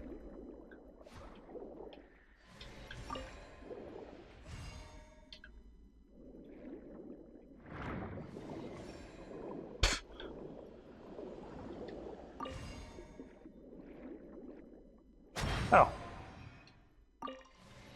For some reason I couldn't do it until I attacked it. Oh, am I going to get banned for that? There's a lot left. There's a part... I just remember a part that still needs to happen, so yeah, you have a while. Okay, cool. I'm glad that there's more story. What the fuck did that do?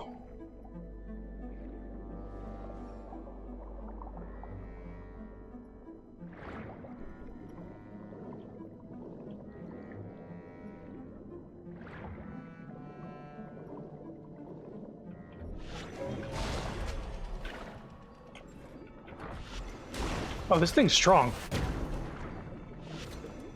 I ran into some weak things. This is not one of them. Dude! Excuse me?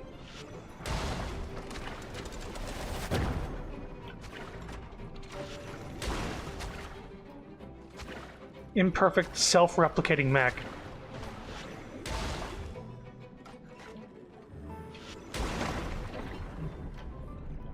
Let me guess, it makes other mechs. Oh yeah! We got a key? Yeah, I still don't know what that thing did down here. It seemed like this was a puzzle, and I solved the puzzle. And this thing started going.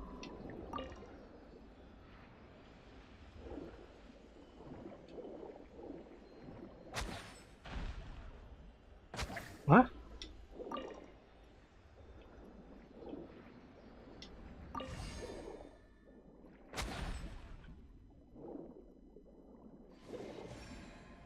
Hmm?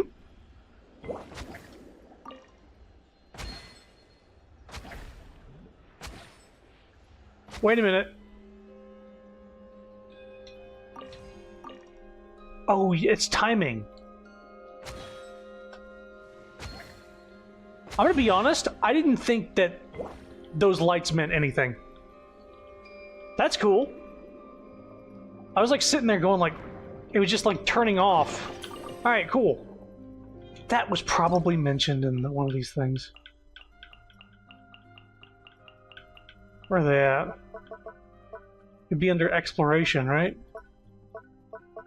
Adventure. Oh god, there's too many. It was probably one. I missed it. I missed it somewhere. I just don't know where it is. Okay, we did that boss. We got that teleport. Cool, cool, cool. Let's just move the story forward a little more. Because I'm pretty sure we're near the end. Just the way these things has been paced, this whole thing. We're probably near the end of an act. And I want to get to the end of the act. You guys are back? Yeah, we decided to come back. You guys didn't get caught and thrown back down here, right? Huh? No, not at all. And here I thought you'd managed to escape from jail during all the commotion. I'd held you up as legendary jailbreakers, but now you're telling me you just never left? No, we definitely did. We're sorry, but we just had some business to take care of. All right. There's no need to get caught up in the details. We're just relieved to see you. He was super worried about you, you know? Hey, it wasn't just me. Weren't you super worried as well? Something like that, yeah. I was also transferred to work in the kitchen a few days ago. I can still hear Quisto mumbling to the carrots. Are those two all right? Do you think they made it out alive? Whenever he'd say that, I'd tell him I'm sure they're fine. Wherever they are, they're kicking back with drinks in hand, enjoying the lovely scenery. We were enjoying drinks and cake with a very pretty woman. Hey, there's nothing wrong with worrying about your prison pals. Is there? I mean, considering how they always love listening to all my gossip. These two. They sure are a lot warmer and friendlier than when Paimon first met them. I'm sure the welfare meals must have just skyrocketed in quality recently. Oh, well, if you say so. I'll be watching you to make sure you finish every last bite. Hey, why don't we have a meal with those two one of these days? You want to cook for them yourself? Why not? Good chance to show them what I can do. If we get a guaranteed good meal, yeah. Why not? Hey, dude, what are you doing? I'm trying to use the Force. This hose is pretty heavy. Perhaps if I kneel down and try to pick it up with my Jedi mind powers, can I develop telekinesis on the fly and help myself escape? Let's try. Here I go. No, not right now. Somebody rolling a dice? Oh. Yeah, I'll think about it a little longer.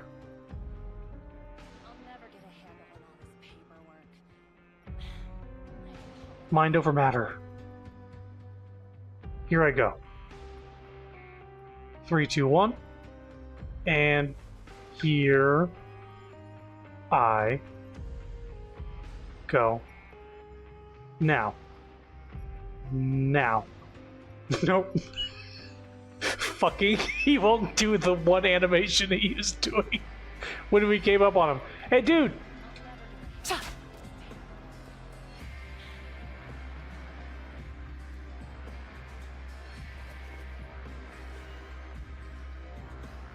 Holy shit.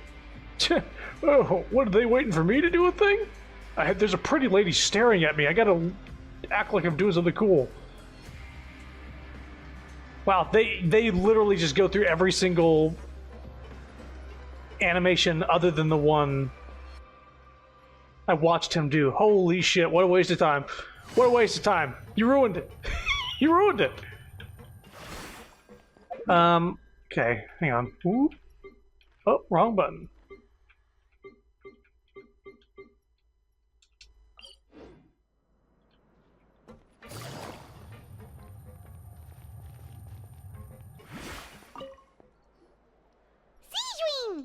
Traveler, Paimon, you're back!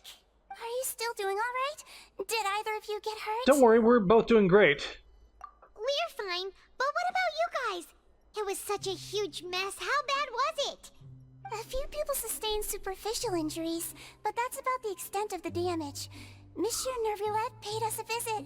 It was all thanks to him that we managed to suppress the crisis for the time being. Of course, we must also thank you for the help you provided. How did Nervulette know that he was needed here? Well, Monsieur Nervulette has strong resonance with the hydro element.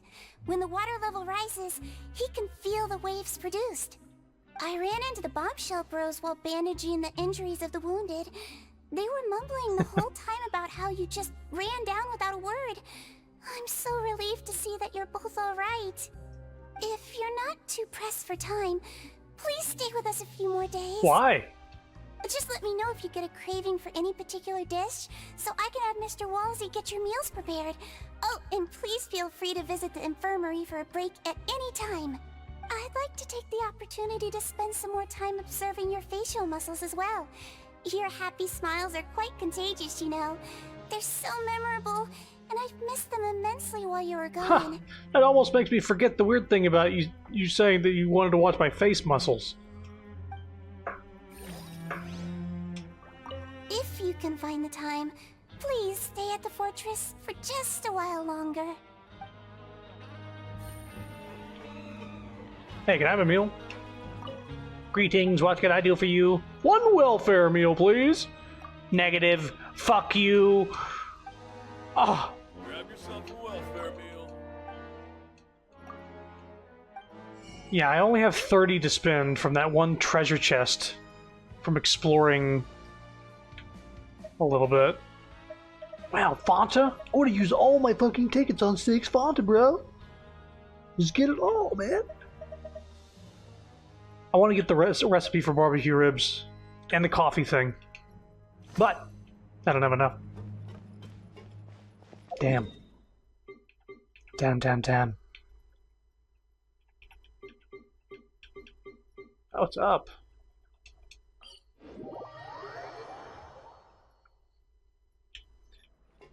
Oh.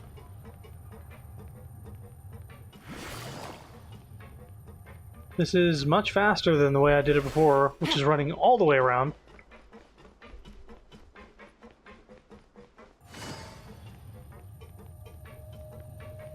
I'd say it's about a second or two faster. Hey, Now guess, what suit will this next card I met with your father. She's really pretty. A bare-teeth cat? Well, look who it is. Traveler, Paimon. Hello, everyone. Looks like you're recovering nicely from it, eh? Mm-hmm. Thanks to everyone's support. Oh, right. I managed to work up the courage to thank Miss Clorand in person. Whoa, how did she react? She told me that it was nothing. It was as if saving a life wasn't a big deal to her at all. She also told me not to worry about it. She didn't want to stress you out, that's all. She's right, and it's best not to dwell on it. Yeah. Okay, but check this out. We went back to the opera house and we met the knave. You met Father? Did she say anything to you? Quite a bit. She said she tried to assassinate Farina until she realized that she didn't have the Gnosis. She said, like, yeah, I guess I won't kill her. She said a few things that were, a bit hard to understand. And also that she's looking forward to working with us in the future. It was a little surprising. Her attitude towards you is even better than what we'd imagined. That's fantastic. You should believe her. She has her own way of doing things, and she'll do everything in her power to help those she considers close, which now might also include you. Mm-hmm. Father is very capable, and also trustworthy. Oh, Paimon just remembered that she thought Linny was a bit too proud as well. She said that you should learn how to rely on others sometimes. Got it. That does sound like something that Father would say. Hey! Are you going to stay here for the next few days? We're being asked to stay so people can look at our face muscles. Looks like it, yeah. Excellent. I will host a tea party. For real? Then Paimon wants another serving of cake. Another implies that you were already served some delicious cake while you were up there. How lovely. Well, next time, you're going to have tea and snacks with us.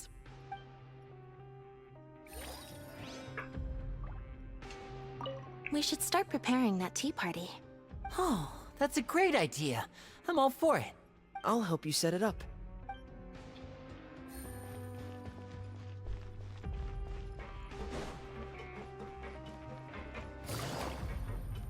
What's over here? Hello? Are you here to send a letter? If you so, do you mind if you polish it a little? A letter? We can deliver letters to almost anyone in Fontaine as long as you have the coupons to pay for postage. Though we're practically doing it as a charity, if I do say so myself. So would you like to send a letter? If so, please pay for postage first, and also no queue jumping. Queue? Like a line? What are we? Not in America? I can write to anyone? Well, usually we recommend writing to relatives or friends or joint guarantors, people like that. And though we're operating for the public benefit, we have limited manpower. What is it they say? Resources are not allocated at random. Got it, thanks. Oh, don't mention it. Guess you don't need to send a letter. Oh, hello, chest! What are you doing there? Treasure. One way to draw your target out of hiding. I mean, it was a bedside table, I guess. It's a weird reward. Okay. Going to Wriothesley's office. Don't die from a fall, please. Thank you.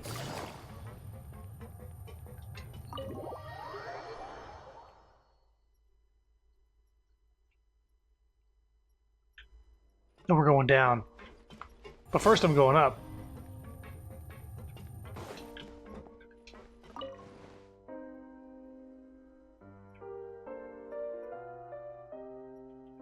I can hear you sitting in my chair. Can you please not do that? Thank you. Jurier, Miss Sijween told me you still haven't eaten. Yeah, I was working on something, so I forgot. That's no excuse for... Huh? What's you two? Why do you care if he's eaten? You do care about him. Jurier, Lurvine, we're back! Hello there. It's been quite the mess here recently. How have you been? We're fine, thanks. And you? Are you still taking the secret passageway from the infirmary to work on the ship? Yep. That is still top secret, though. So don't say a word to anyone. It can be a bit annoying when there are lots of people in the infirmary, but I still prefer taking that route over the one from the Duke's office. I mean, the infirmary does make it easier for you to slack off. Oh yeah? Then why are you also here so much? You two really are just using your jobs as a cover for your relationship, aren't you? Not at all! Jurier, the rumors about us are literally everywhere now. Please do something about it. But it's not like I caused them by myself. All right. I'll try to do something about it when I can find the time. Where's the, I see everything! You two are together. Now kiss.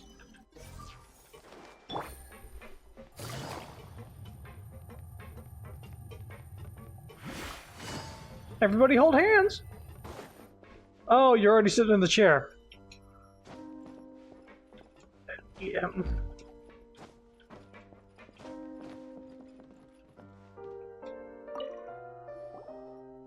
Do my eyes deceive me, or did I just see two inmates come back after making it to the surface?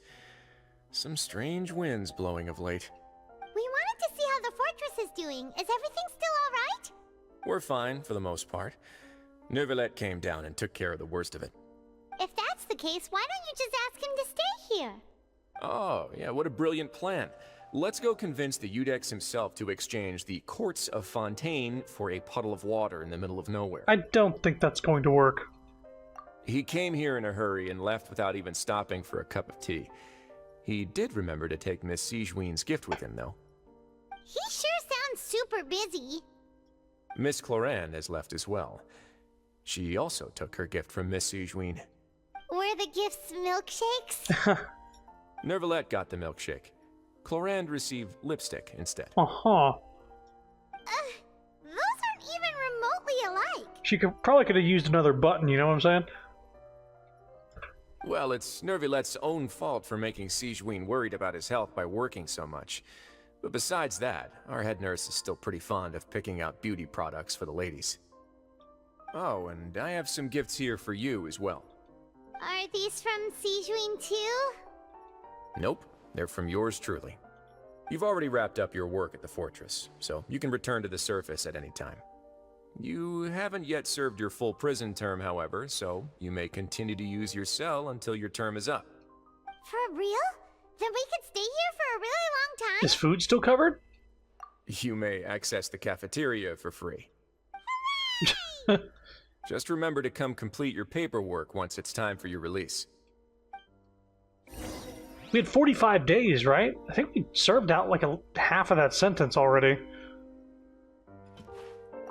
Your file can't be closed until we've completed your paperwork, so don't forget to come find me again when you're done serving your sentence. Not that I'm going to spend...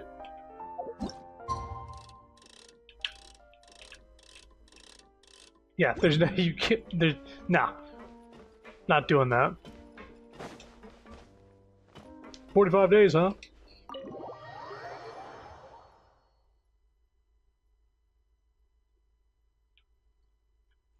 Return to the dormitories and rest. At this point, I don't know why we're doing this. Other than just, like, we've grown attached to the place? What? We make friends down here or something? I don't get it. Why are we sticking around?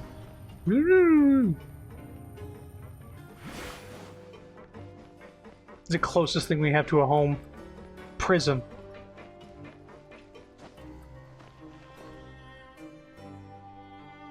We're back in our cell again. We're no longer prisoners, though, so it really doesn't feel the same. It feels like a huge weight is off our shoulders. Feels like we've regained our freedom. Mm-hmm. Being free sure feels pretty special now. Paimon, is there something you'd like to say? Huh? How did you know? Because you usually just immediately fall asleep. Hey, that's not true! Alright. Okay, Paimon just wanted to say that we really are an amazing duo after all. It's like, we've now gone to so many places together and become friends with so many people. We've never stopped traveling or stopped meeting new friends. There are so many bad things in the world, and we're just two people, but we've still been solving problems no matter where we go. Isn't that pretty cool? We're the best adventurers ever. You're counting Paimon today? Aren't you the only adventurer here? Being a guide counts too. Then let's ask Catherine to give Paimon an adventurer handbook as well.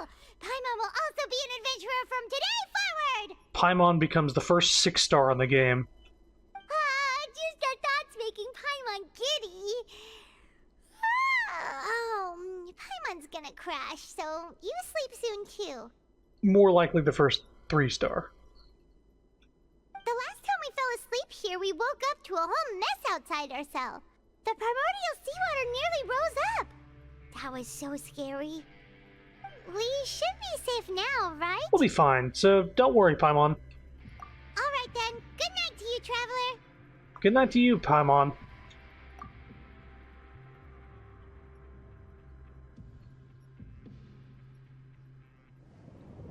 Uh-oh.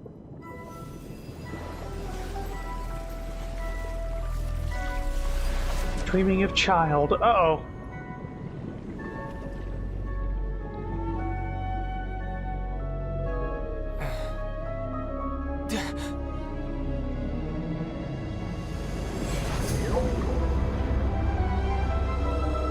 Whale! That's a big whale.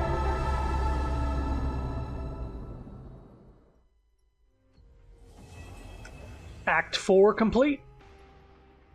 There it is. A moment's respite. Wait until next day. Well, we're not going to do that right now. We unlocked story quests for New Roulette and Wraithley. Yes. And yes. Cool.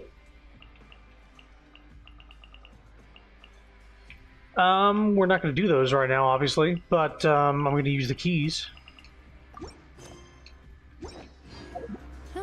Good roll. All right.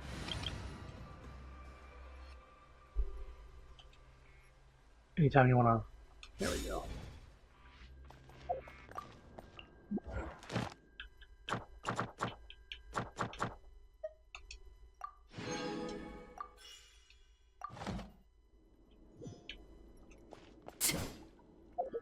Let us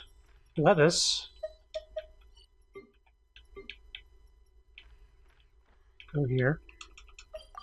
Claim the dailies, get the friendship stuff. But I am going to stop for the night. Champion duelist, huh? He looks like a red mage. Ad Astra Abyssosk. Thank you for complete. Yep.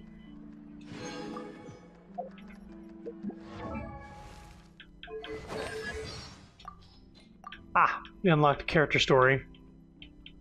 Not gonna read it right now because that would probably be spoilery or something. I'll go over them at some point. I think we got something for Farina as well, probably. I guess. No, Traveler. Voiceover.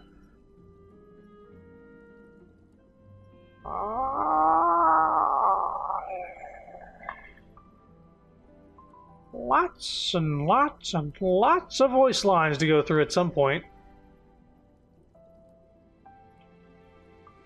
So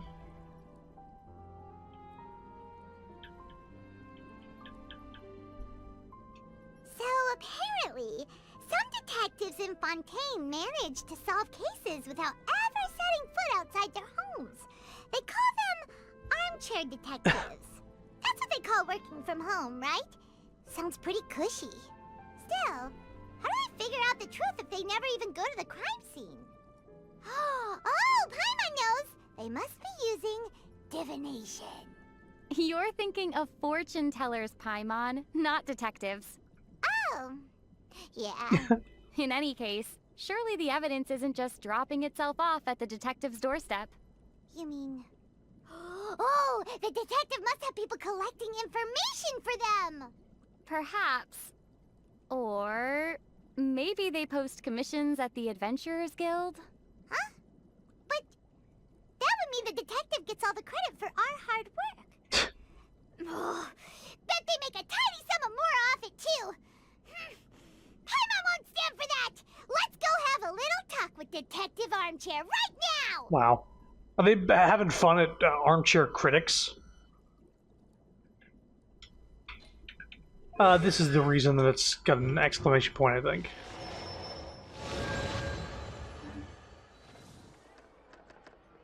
Arlecchino got tired of, waiting. There'll be an extra fee. I'm making myself comfortable.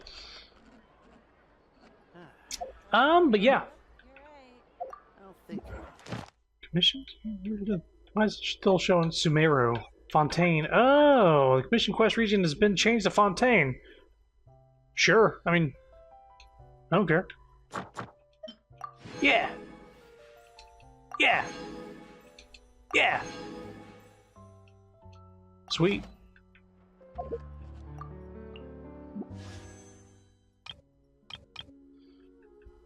We got 4 wishes here. I'm not going to use them right now. All right. I'm going to stop the stream. Thanks for coming. This is fun. Looking forward to more. And, yeah, looking forward to more story. And once we're done with the Archon bit and we're caught up with the main story, I'm going to do the character stories. And then after that, it's going to be a lot of world quests, which I'm probably going to do most of those off stream, if I'm being honest, because I only started doing world quests on stream for, like, Jet and her quest, but I don't know if I need to do everything on stream, especially world quests with no voice acting. The Aranara were also a special case. I don't know. I'll actually look into what world quests are actually good, and then I'll pick and choose which ones I'll do on stream, because some of those go on for a while. It's a lot of talking, so... Arlecchino's an armchair detective. Anywho, thanks for coming, Nid. And hope you had fun. You have a good night. Bye-bye.